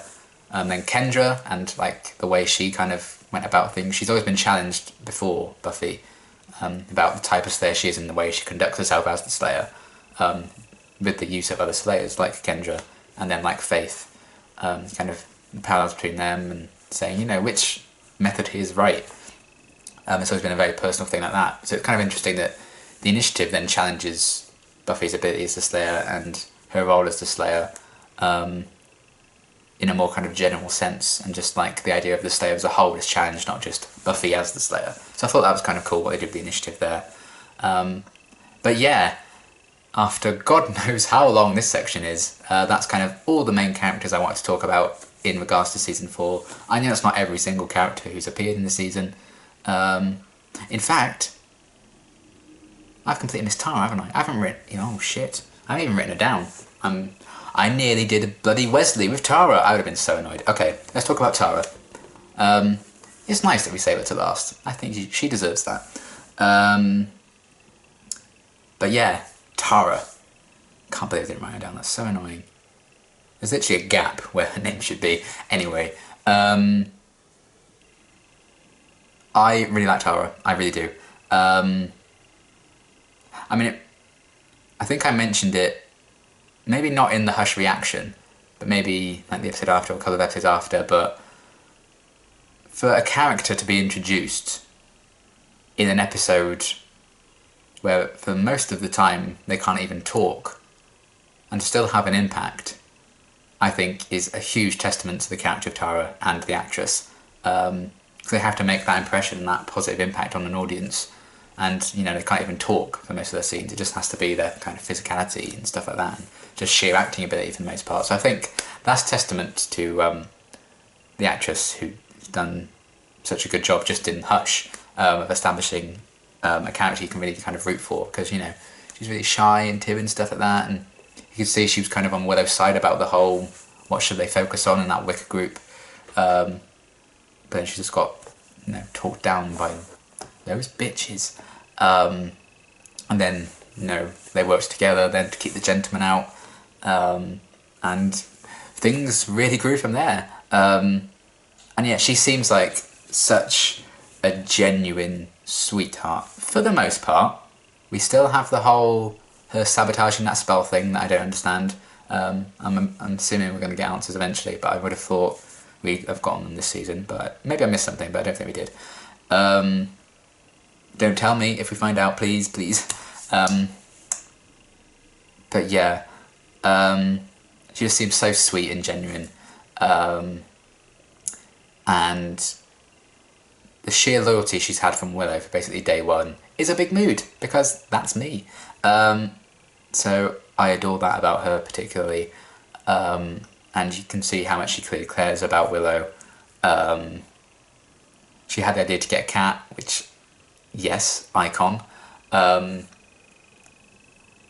And she's just very, very wise, I think, in her ways, and she could see that something was wrong with Buffy. The first time she met her, she knew it wasn't actually the real Buffy, which I imagine is more so a testament to the way Willow described Buffy so well, but also the fact that, Tara seems very in tune with the world, and I quite like that about her, because I think that could really ground her, and that could make her be a moral compass in that sense. So like, I talked about Riley earlier. I feel like he could be like quite grounded as a member of like the Scoobies, and that could really help them. I think Tara can bring the same thing, and even more so, because we've seen how Riley reacted when Angel came to town, and didn't take it best well, did he? So we kind of lost that kind of groundedness there, in the way he acted around Angel, being all jealous and stuff. And then you compare that to how Tara reacted to Oz coming back. She such grace and decorum, and she was like to Willow, just be with whoever you love and do what makes you happy. She was not like absolutely outright jealous and getting in the way of shit, and causing a scene. So I feel like even if things got really tough and heavy with the Scoobies, I feel like Tara could bring that groundedness to it and maintain it, even if she has her own stuff going on, in a way that Riley may not be able to. So she's very mature, I think, Tara, and I really like that about her. And I think I like a lot of what she brings to the Scoobies, and I like that she slowly got integrated into the gang, almost seamlessly eventually, because, Willow kind of put it off for such a long time, and then she just started in, like, it was the simplest thing in the world, and I really like that. So that just showed that there was a place for Tara in the group, and she seemed quite lonely, so I'm also kind of happy for her that she seems to have found like a group of friends as well. And loneliness, big mood. So yeah, I really, really like Tara, and I'm excited to see what's going to happen, not just with her and Willow in the future, but her as a character as well. But, we still don't know a lot about her, so I'm hoping we get like a Tara-centric episode, or a couple of Tara-centric episodes at some point, really focusing on her and, her backstory and stuff. So he's hoping for that, but I really do like Tara as well, even if I forgot to write her fucking name down. I'm so glad I remembered her. Like, oh my god, I would have been so annoyed. So yeah, Tara, great, love her. Great addition to the cast, I think, and I can't wait to see what they're going to do with her story in the future. So yeah, now that's all the characters. Man, okay. So yeah, we're halfway through my notes now. I don't know how long this is going to be, but never mind. So next, I'm going to talk about the themes that I personally picked up on throughout season 4. I've probably missed some like obvious themes that some people may have picked up on themselves, but everything's like a personal interpretation. Everyone's going to pick up on different things, or like miss things that other people may not. So if I'm going to go through all these and you're going to be like, what about this? This was such an obvious thing. I'm sorry. It's just not what I picked up on in my first watching of the show. But I do have quite a few things to get through. So yeah, themes. I actually found it... I think, particularly that season 3, I may have struggled to come up with a couple of themes, but I think a lot of these came quite naturally to me as I was watching it, because I made notes about some of the themes as the season was going on. And the first one, I wrote down a couple of episodes into the season, and then I was like, oh, maybe I'm not going to mention this in the review because I've kind of stopped that now. It hasn't really been a constant thing. But then everything with Adam and, you know, the whole mother thing with Walsh kind of came up. So yeah, it ended up working. So yeah, the first thing I kind of talk about, I think I've talked about it in some afterthoughts on my episodes anyway. Like a theme I really saw, particularly at the start of the season, was like, how do I say it? Domesticity, I guess, like the domestic aspects of like the supernatural. And we've gotten quite a lot of that, I think, in the show before, but I feel like they really did go to town with that this season, in a very interesting way. So just like bringing the supernatural down to like a humanish level, and exploring like more domestic situations with supernatural creatures and elements and stuff like that. So an obvious one is Anya, like this former demon who's now kind of learning to be a human teenage girl and having to go through like hormones and school and college, boyfriend, stuff like that. So that's one big thing that kind of relates to that. But the very first thing that I noticed about that theme was Kathy and her story in Living Conditions. Because when she's about to be captured by the guys and that little conversation they have, you know, it's like, you come home right now, young lady. And it's like she's just like a stroppy teenager almost who's like running away from home. So it wasn't like this, I don't know, like princess who's run away from her kingdom or anything like that. It was just a little girl who ran away from home, basically, and a teenager who ran from home. And they were just having this argument, these like demons, about like just like a strict parent or stroppy teenager, stuff like that. It's a very family kind of argument, and not about like the end of the world or rituals or anything like that. It's just a very kind of human conversation between these demons. I just thought that was a very interesting thing that they played with at the time, and kind of got a bit more of that throughout the whole season. So there was that.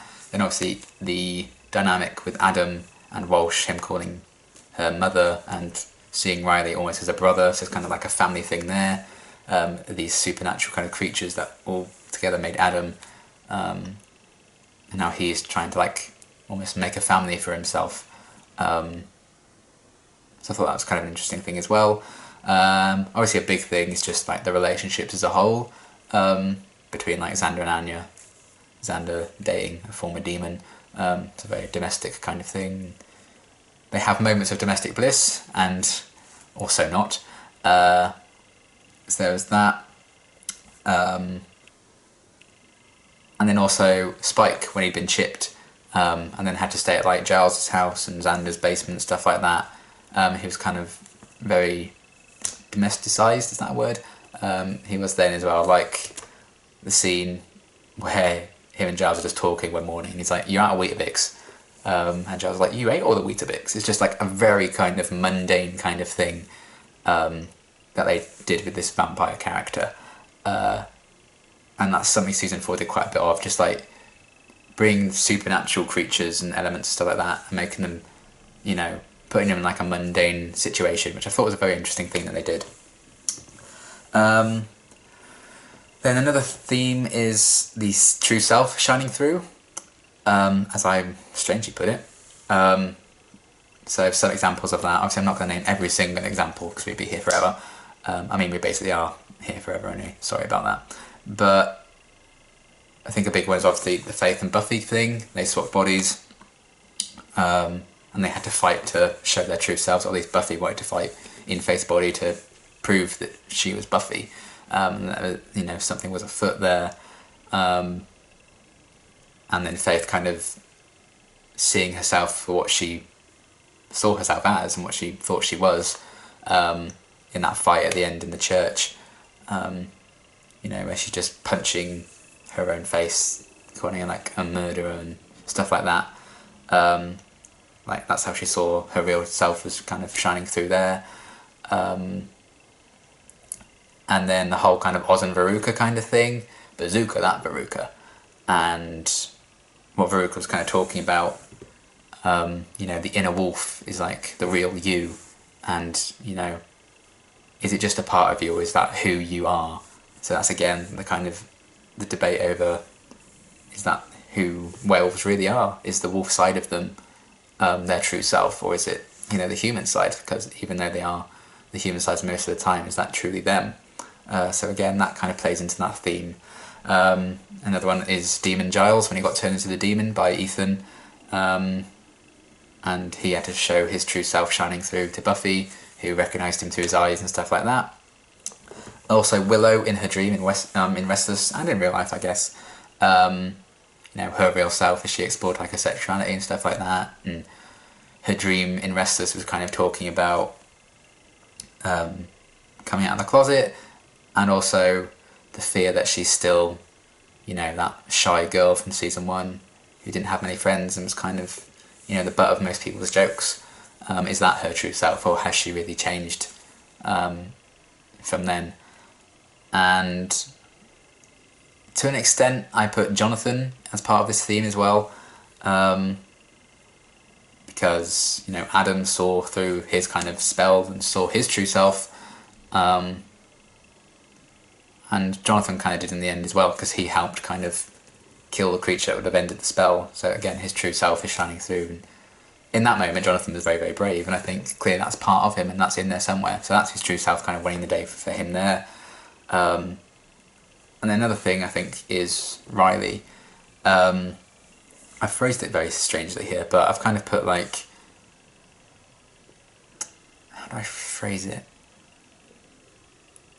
But his true self would probably be not under the influence of the initiative, with all the drugs and stuff and all that kind of manipulation that they did on him. It was kind of like who Riley really is was diluted by what the initiative did to him with all their drugs and stuff like that.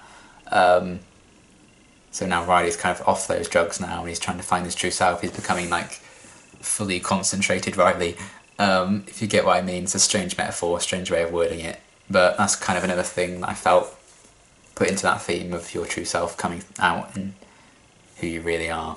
I mean, we literally had an episode this season called Who Are You? So that was another thing.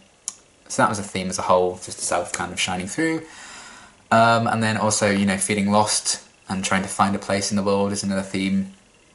And big ones we've already talked about, like Xander and Giles, didn't really feel like they had a place in the Scooby group anymore.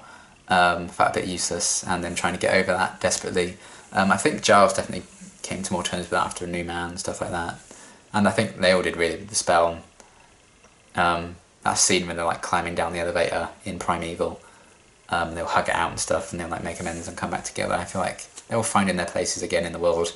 And obviously what Anya was saying to Xander about who he is as well. So it was those two. And then also what I was saying about Adam, how he's made of all these different like creatures, so he doesn't really belong to anything. So he doesn't really have a place. He's trying to find his own place by making like an army, basically, who can be with him. And Riley not knowing his place when the truth about the initiative kind of comes out, and he's like, who do I side with, stuff like that. So he was trying to find a place. Tara as well. I remember to write her name down here. Well done, Liam. And she was initially kind of an outcast from the Scoobies, and she didn't really have a place. Because even in the Wicca group, she was kind of being a bit ignored for the most part. And Tara eventually kind of almost confronted Willow about why she wasn't being included in the Scooby gang, and why Willow was kind of keeping her separated from her.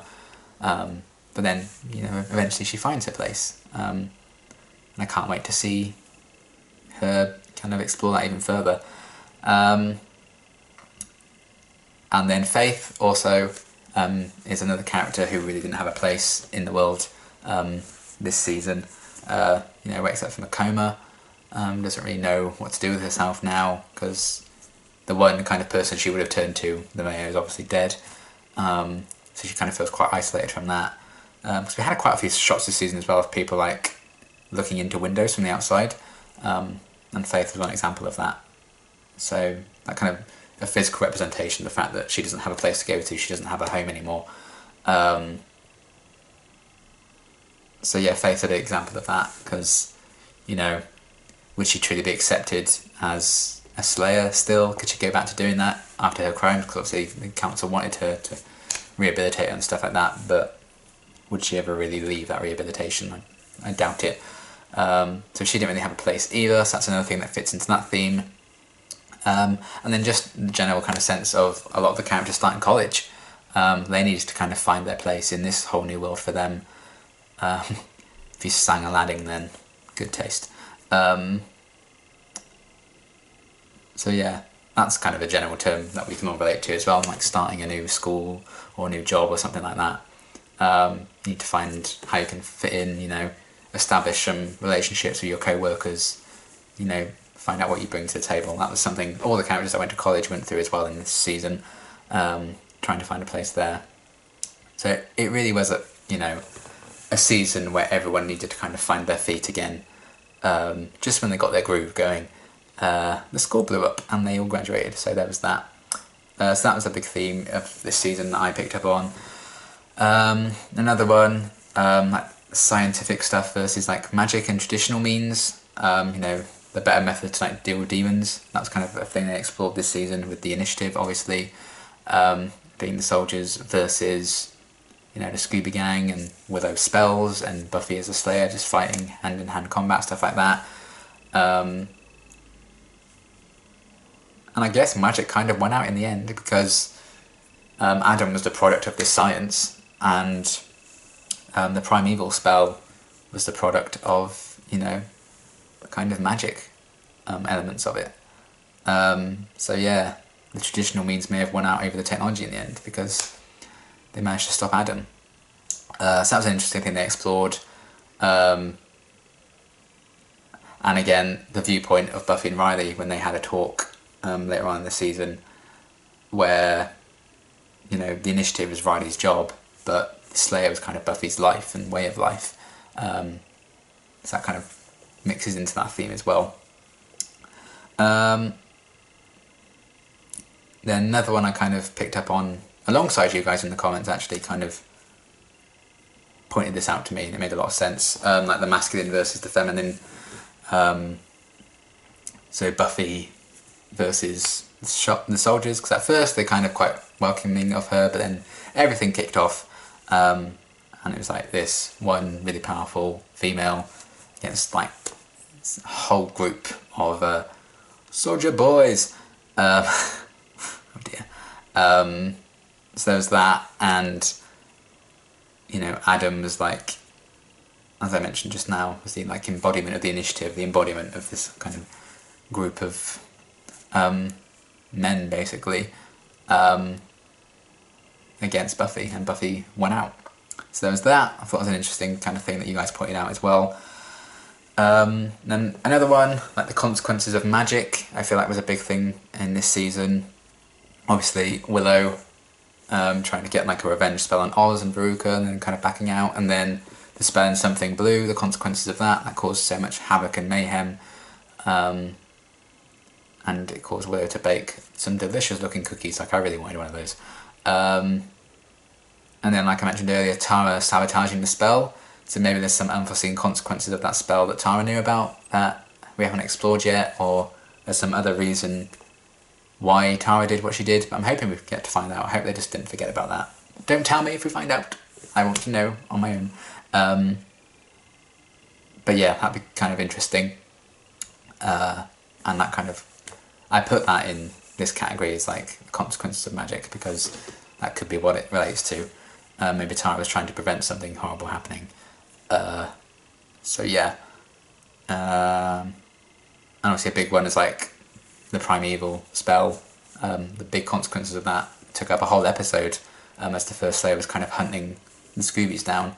So there's big consequences there, and Oz, his kind of fear that Willow was kind of getting too reliant on magic, and the fact that, you know, they mentioned, I think mainly in the Yoko Factor, that Willow was spending a bit more time on like magic and stuff than on the computers like she used to, and the technology there.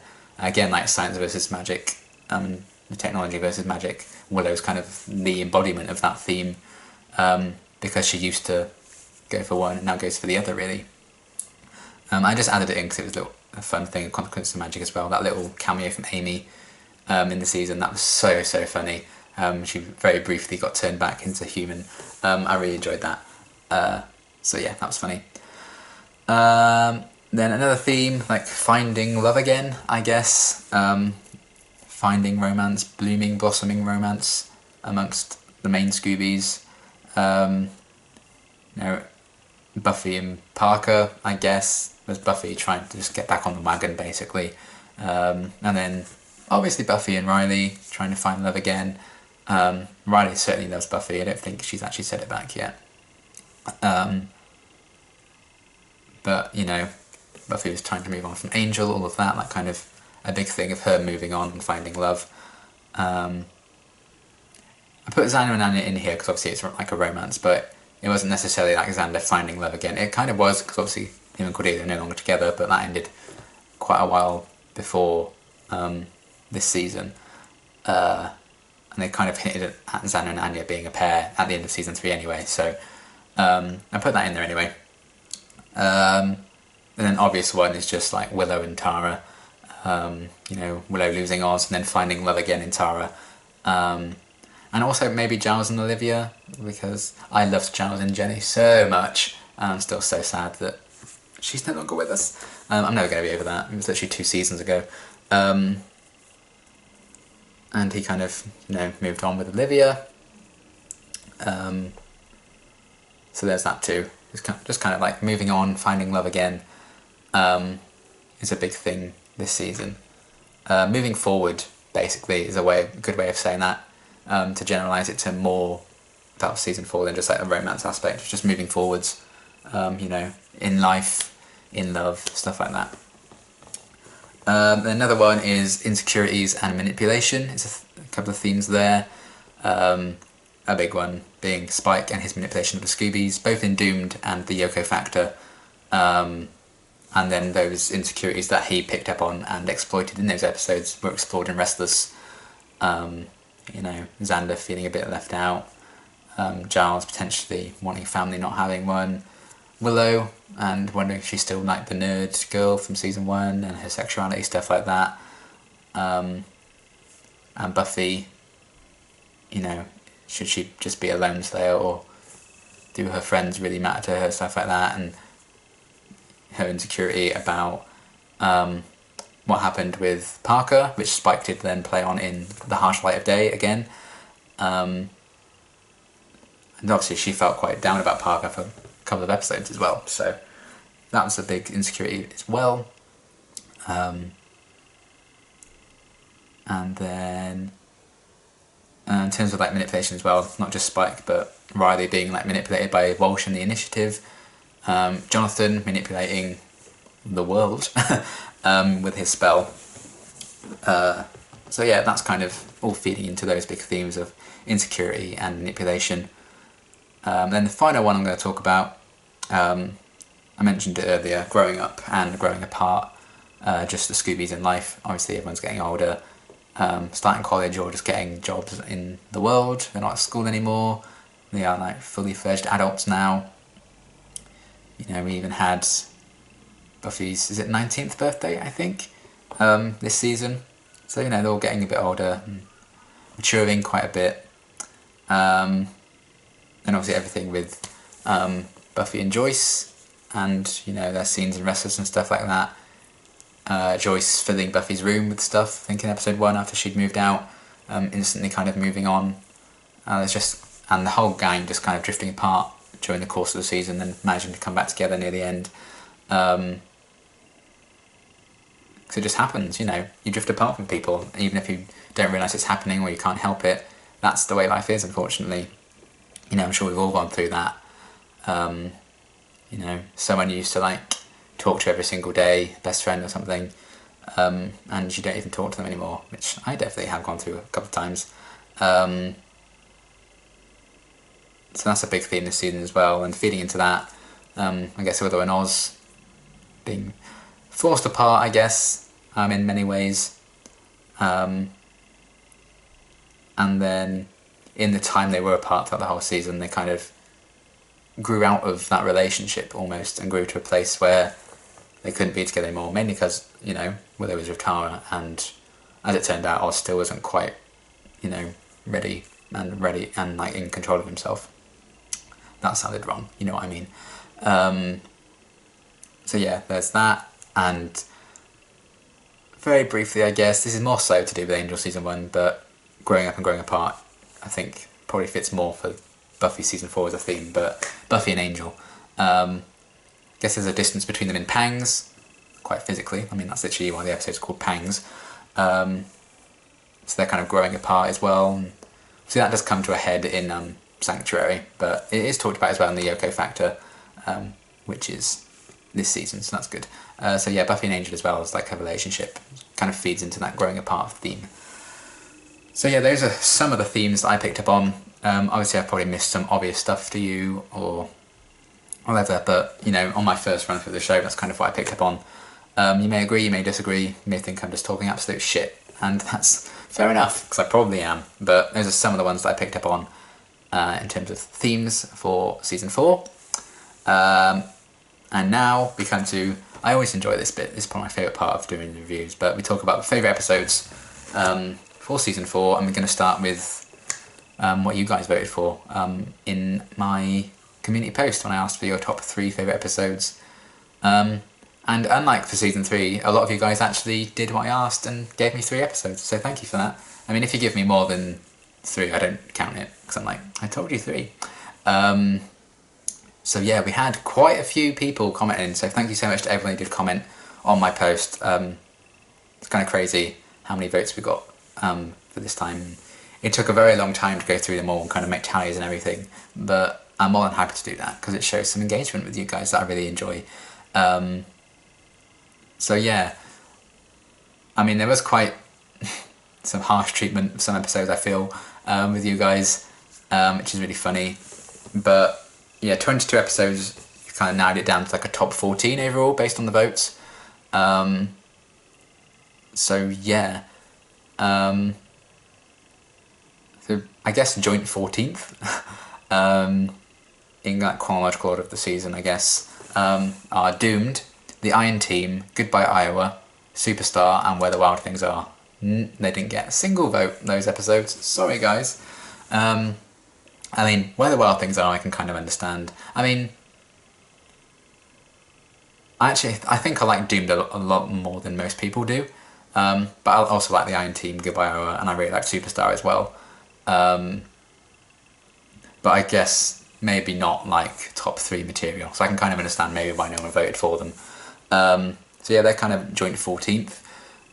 Joint 13th are The Harsh Light of Day, The Initiative, and The Yoko Factor, which all got 1 vote. 12th is The Freshman, which got 2 votes. Joint 11th is Living Conditions and Beer Bad, which got 3 votes. And then 10th is Primeval, which got 5. 9th is A New Man, which got 6. 8th is Fear Itself, which got 9. And then joint 7th is Wild at Heart and Pangs, which got 10. 6th, New Moon Rising, which got 16. 5th, and This Year's Girl, which got 22. 4th, Something Blue, which got 50. 3rd, Who Are You, which got 59. 2nd, Restless, which got 63. And then, probably surprising no one, your guys' favourite episode of Season 4 is Hush, which got 88 votes. So yeah, that's what you guys kind of decided as favourite episodes overall. To compare with mine, I think 3 of them are the same. Yeah, 3 of your top 5 are in my top 5. Slightly different order, but still. So yeah, I actually didn't struggle as much as I thought I was going to in the end. I was kind of panicking, but right from the off I was like, okay, that's a contender, and then I ended up having 6. So I was like, well, that one can be, I guess, an honourable mention. And I love that I was talking earlier about how this season's really funny. It's a really funny season. I really enjoyed the comedic episodes and stuff like that. And like my top 5 are all the serious episodes, which is kind of funny. But still, it's not quite the top 5 I was expecting, actually. When I looked back, watched some of my comments on the videos in my reactions to kind of get a sense of how I felt about the episodes, and just thinking about how they kind of could slot into and fit to the season as a whole. And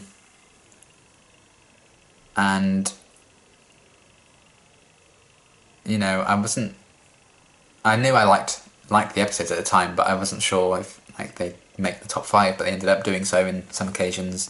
And it's more so how it personally affected me, or how I could personally relate to the episodes. So yeah, I guess we get right into it. Well, we'll start with my honourable mention, which is the 6th one, so it would have been 6th place. I kept kind of swapping 5 and 6 around quite a lot in my head, but I ended up sticking with this. Probably would have been good to swap it around because it would have got a comedic episode in, but my honourable mention for season 4 will be Something Blue. I mean, it's Willow-centric, which is obviously a big plus, and it dealt with the heartbreak that I was feeling over Oz as well, but obviously it was just hilarious. I mean, I think the funniest moment of the season overall would probably be Spike in the chair with all the arrows in him in Pangs, or Giles's bloody hell. Those are my 2 absolute funniest moments of the season, probably. But I think overall, I love the comedy in Something Blue, but I also love the overall plot and the fact that it dealt with Oz's departure in a really funny way, with the Spike and Buffy stuff, Blind Giles, Xander the Demon Magnet, and obviously the focus on Willow. I was always going to love it. So that's kind of my honourable mention. Very nearly made the top 5, but not quite. But I think sometimes, in some occasions in this top 5, I may have preferred Something Blue overall as an episode, but the episodes mean more to me, because before I've kind of done it in scientifically, these are the best episodes of the season, blah blah blah blah blah, because of so and so reason, this is the best written episode, so it's got to be in the top 5 and stuff like that. This is the best produced one. I've definitely gone a lot more with my gut feeling this time, and going back, watching some of my old reactions and stuff, I'm oh yeah, I really did enjoy that episode. So that kind of changed what might have been my initial view if I hadn't gone back and looked at all the episodes in detail.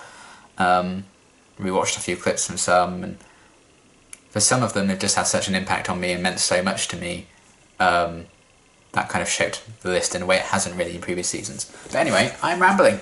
So yeah, at number 5 for me, my top 5 episodes, number 5 is New Moon Rising, which I really remember enjoying, but I wasn't sure if it was actually going to make the top 5 or not. I didn't really think at the time that was going to be ended up being one of my favourite episodes of the season. I knew it was really good and everything. Obviously, I was coming back with such a huge delight and a great surprise, even though it broke my heart all over again, really. But I think it made the top 5. I don't think it's the best episode of the season, evidently, but it's not higher up on the rankings, I think.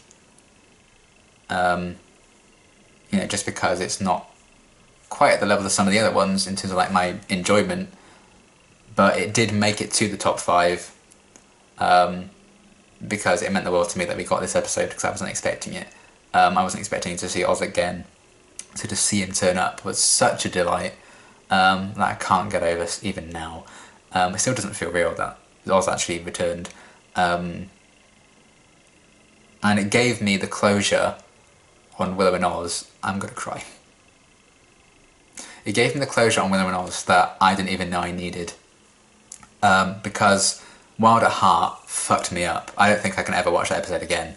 The betrayal I felt, and obviously I came to terms with it a lot more now, and I understand a lot of the actions of some of the characters, and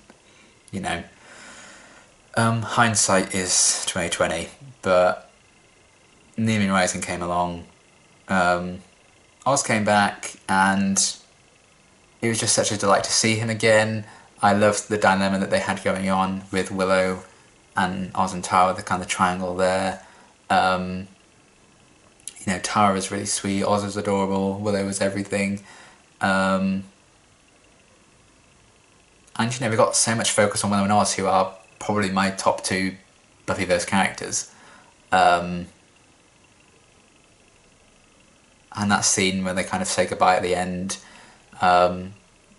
fully giving closure, and just that lovely sentiment that Willow says, about how, she thinks Oz will always be with her, and if she ever bumps into him, like, travelling the world one day, she wouldn't be surprised because it's Oz. And I just love that sentiment so much. And it's a big mood, and I'm getting emotional just thinking about that goodbye. And the acting in that episode was top fucking notch. Alison Hannigan was just so good in that episode. And I really enjoyed the scene where Willow came out to Buffy. I thought that was done very well. I'm pretty sure that was New Moon Rising. And yeah, just getting to see Willow kind of accept an aspect of herself and move forward and heal. Seeing them heal and seeing Willow and Oz make peace helped mend my heart a bit. And it was just such kind of a gorgeous send-off, I think, for my favourite couple on the show. Probably always will be. And it meant a lot to me to be able to get an episode that gave me the closure that I wasn't really expecting to get, and didn't know I needed to have. But watching that episode kind of lifted a weight off my shoulders and healed kind of a crack in my heart that had been there ever since Wild at Heart. So that's kind of why it made the top 5 in the first place, just because of what it means to me in that aspect. So yeah, that's number 5. Number 4 is Fear Itself. Halloween episodes. I just fucking love Halloween episodes. Halloween is one of my absolute favourite episodes of Buffy ever, and it was kind of when I really like, this show's fucking good, as I mentioned many, many times. That's why I loved Halloween so much. I think it's one of my top episodes. I think that made my top 5 of season 2 as well. Might have been like 3rd or something, I'm not quite sure, but I remember just absolutely loving it. It's really what kickstarted my love for the show, that episode. I just had an absolute blast, and having the Halloween one was just so much fun, and it reminded me of Halloween, that episode, and nostalgia there. So that really helped it, and the character kind of studies that was presented in like everyone's kind of visions, so well done. Absolutely loved how it all kind of played out, and I love the kind of twist reveal with that demon thing at the end being like really tiny, because it's literally in the title of the episode, the fear itself, the thing I think we fear most is fear itself. And what we're scared of normally is never going to be as bad as it seems, and that's kind of what was represented in the monster being tiny at the end and so easy to just dispose of. I really, really loved that twist. Thought that was done so well. It had Anya in the bunny costume. Had some really cool imagery about the haunted house and stuff like that. It was just an absolute blast and really entertaining. And I didn't think it was actually going to be in the top 5 because I kind of overlooked it almost because, there's been so many episodes of the season since then. But when I went back and looked at them all, I was like, that episode was so much fun. And yeah, it was kind of one of the last times, well, I guess it was the last time before Wild at Heart that whole group was together in an episode that I really loved, because obviously I wasn't a big fan of Be It Bad. So it's just something about Halloween episodes, I feel like. It's just something that Buffy, in the nature of the show, can do so, so well. I just had an absolute blast with Fear Itself, so yeah. That's number 4 for me. I just love that episode so, so much. It's so much fun. Then number 3 is Restless. That episode was crazy, but so well put together. Again, kind of the same way with Fear Itself. I just love character-driven stuff and character explorations, and that is what Restless was every single second of. I love kind of getting into the nitty-gritty about all the different characters and kind of interpreting all the different things, because everyone could have like a different opinion on what's going on in every single scene, which I think is incredible that an episode of television can do that. I think honestly this probably could climb higher once I finish the show and rewatch it, because obviously I think it's going to foreshadow quite a bit. So that's why it's not like top 2 or anything right now. So obviously it was second for you guys. And that's obviously from a bunch of people who've obviously seen the show. So that's why I'm really, really hyped to finish the show and then rewatch the rest of this and see what I can pick up on. So my reading of the episode will probably be like completely different. So yeah, it was bonkers way of ending the season. I like how experimental it was, having like mostly be set in like dreams. The idea of the first Slayer coming back to like hunt them for that spell in Primeval was great. Exploring the events of Primeval in this way, done so well. I particularly love the Xander stuff, I think I mentioned in my reaction to that. Just a fantastic episode. Great way to kind of cap off season 4 in a really cool way. And I enjoyed it so much now. I already know I'm going to love it even more so when I know what the fuck everything's talking about, I imagine. That must be a great episode to kind of watch with like a commentary track on it. So yeah, a great way to end the season. Like production values alone, I think it was stellar. There was some great like lighting tricks and stuff like that. Some really great moments, and I just love being able to like pick and examine and analyse loads of different details in TV shows. And that was just a gold mine, so that's why it had to make the top 5 for me. Then number 2 is Who Are You? Again, character-driven stuff. I just eat it up, and Faith is one of my favourite characters in the Buffyverse, so if we have an episode picking apart and examining her character, I'm gonna love it. I mean, that whole 2-parter was fantastic, but I think I just preferred Who Are You a bit more to this year's Girl. Because like the whole body swap concept was done so well, and it felt like a privilege to watch Sarah Jessica Parker, Sarah Michelle Gellar and Eliza Dushku fucking act, and they like nailed like the mannerisms of each other and everything. It was just so cool to see that. Tara's role in the episode I really enjoyed as well, seeing through the whole thing. The commentary on how Faith sees herself in the end and everything like that was so tragic. And it also helps that these episodes kind of led to some stellar episodes of Angel as well, which also helps.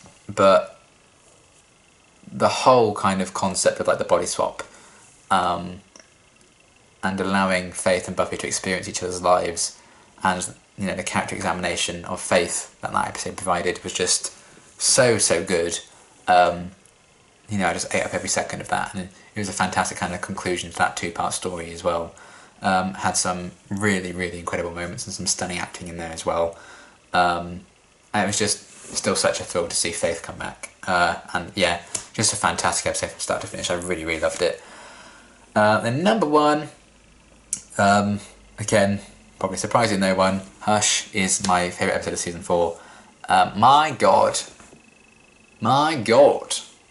what a genius idea for an episode. I think the idea itself would like get into the top 5, but it was just executed so brilliantly. It was so creepy.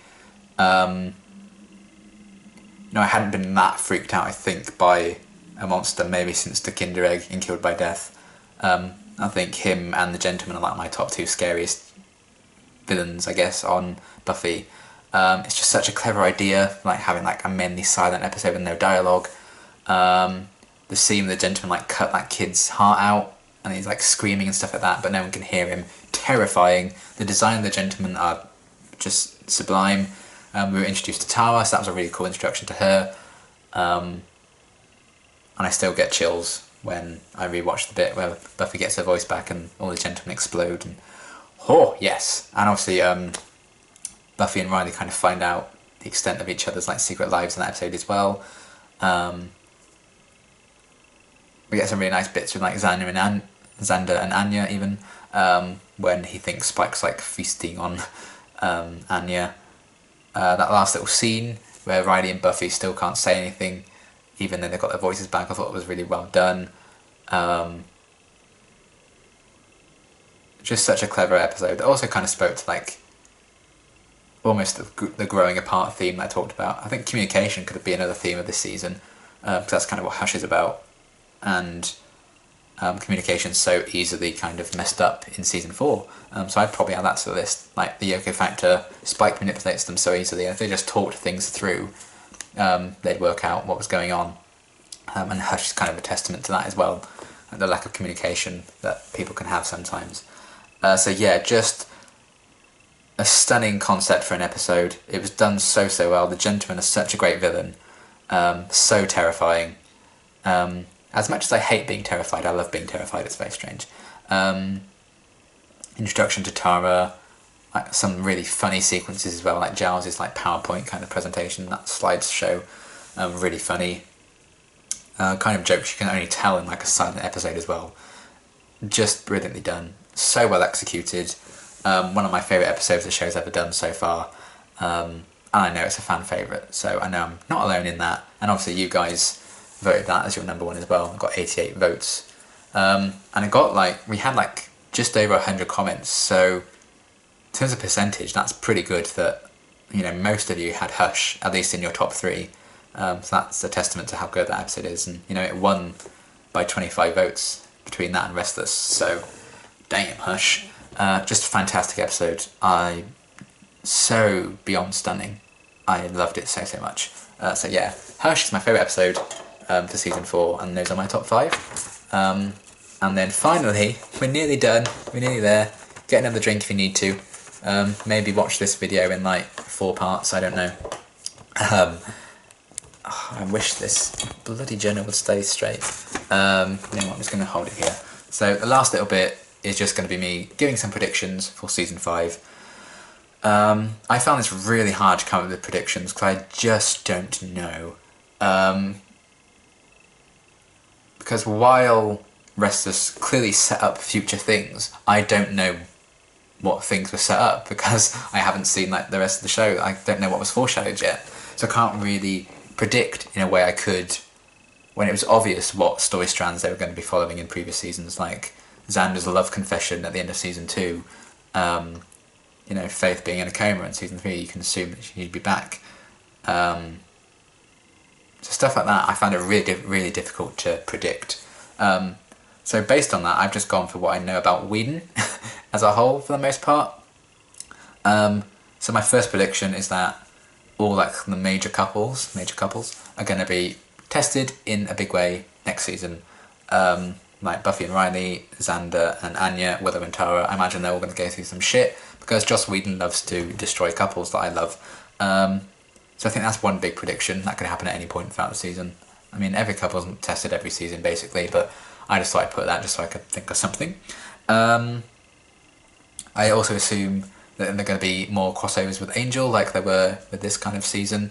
I'm hoping so anyway, so I'm going to say that we're going to get a bit more of that. That'd be really cool. I like to see characters that haven't popped up yet in either show from the other show.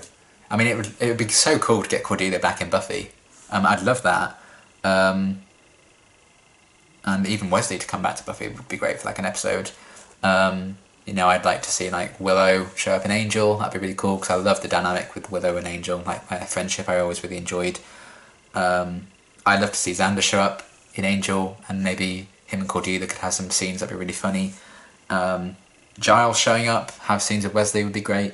Just to see how far they've come as characters, really. I think I'd love to see more crossovers there, so I'm hoping for that in season 5. That's also obviously a prediction for season 2 of Angel, but there we are. Also, this is my prediction every single season. Willow will continue to be a cinnamon roll. I already know I've got that one right. I might as well tick it now. But that's another prediction I'm just putting out there. Then another one, I kind of talked about it a bit throughout the review anyway, but I thought maybe next season we're really going to see Spike's, a Spike redemption arc kick into gear, hopefully. That's kind of what I hope and predict. Mainly because he still has the chips. I'm hoping we're going to see Spike be redeemed, or at least start to get along with the Scoobies a lot better. And maybe this could be the start of him being a love interest for Buffy, because I know that's going to happen. So that will also kind of help with my prediction that maybe he redeems himself somehow. Because Buffy's going to, if she's going to maybe develop something for him, he needs to kind of change his ways quite a bit. As long as they kind of keep some Spike in there somehow and maintain Spike, that'd be cool. So I think maybe that could be happening in season 5. We could see Spike start to change, maybe become part of the Scoobies like officially be really, really cool. And maybe the start of him and Buffy becoming a thing. And then I think my final one is, I think maybe we're going to go back to like a singular person being a big bad, or one or two people being the big bad. Because I think, you know, we've done a big group of people as like a big bad now with like the Initiative. I know we also had Adam, Walsh, stuff like that, but still, they kind of expanded that a bit and had like a group of people be like a big bad, at least for like the first bit of the season. And I'm not sure what else they could do with like a group of people as like villains. It'd have to be a much smaller group, I'm guessing, than like a big like military organisation. And based on like your guys' reaction to like the Initiative kind of stuff, maybe it wasn't received too well when it aired. So I feel like maybe for season 5 they'd go back to having one or two characters as big bads for season 5. So I think we're going to go back to that for season 5. I mean, I literally have no proof outside of those very loose reasons. But yeah, more generic predictions for next season as opposed to like actual plots or anything, because I just don't know what to expect from season 5, which is actually very, very exciting. So yeah, I guess that's it. I think we've finally made it to the end. It's getting dark outside, and it was light when I started filming this, so I dread to think how long this is going to be. Is my iPad even going to have enough room for it? Who knows, but we'll see. But yeah, that is my review of Buffy the Vampire Slayer Season 4. Really great season overall. I really did enjoy it. I liked the experimentation stuff behind it. I liked the light-hearted comedy aspects to it compared to previous seasons. Some stellar episodes, as I mentioned in like my top 5. I mean, it broke my heart, which is a good and bad thing, I guess, with the whole Oz and Willow situation. We met some really interesting new characters who joined the Scoobies. I like the addition of Riley. Don't shoot me. Forrest died twice. Yes, there's a cat. Yes. Adam, yeah, not the best big bad, but I still enjoyed him for what he was, and I thought they did some interesting stuff with the Initiative as a whole, even if it wasn't like my absolute favourite story arc the show's done. And yeah, there was only like 2 episodes out of 22 that I'd be like, yeah, I probably won't watch them again, which I think is the best results for any season so far. Maybe with the exception of season 1, but that's only because there were less episodes in season 1. Although maybe that's not probably true actually. I mean, I probably wouldn't watch Teacher's Pet ever again. I can't really remember Never Kill a Boy on the First Day. I can't remember what exactly that was about, so I can't remember if it was good or bad or not. Puppet Show, yeah, take it or leave it. But yeah, I do think season 4 boded very well in that aspect. So yeah, really great season overall. I had an absolute blast with it. I loved reacting to it with you guys. It was a very different experience for me as well, because I was kept switching between that and Angel, so that was a very different experience for me as a reactor for the first time, and for you watching my stuff for the first time with the Slayer Live Guide. But yeah, they didn't kill the flow, which I was scared it would. If anything, it got me more and more excited to carry on watching the season, because I might have just been watching like 2 or 3 episodes of Angel and like, oh yes, back to Buffy, cool. So that really helped, I think. So yeah, really, really loved this season, hell of a lot. Great stuff, and I can't wait to see where they're going to go with season 5, because I really don't know. But I'm sure it's going to make me laugh and make me cry, as every season does. So yeah, really, really loved season 4. I hope you enjoyed this review, however fucking long it may be. I hope you really enjoyed my reactions to season 4 as well, and thank you for your support on them.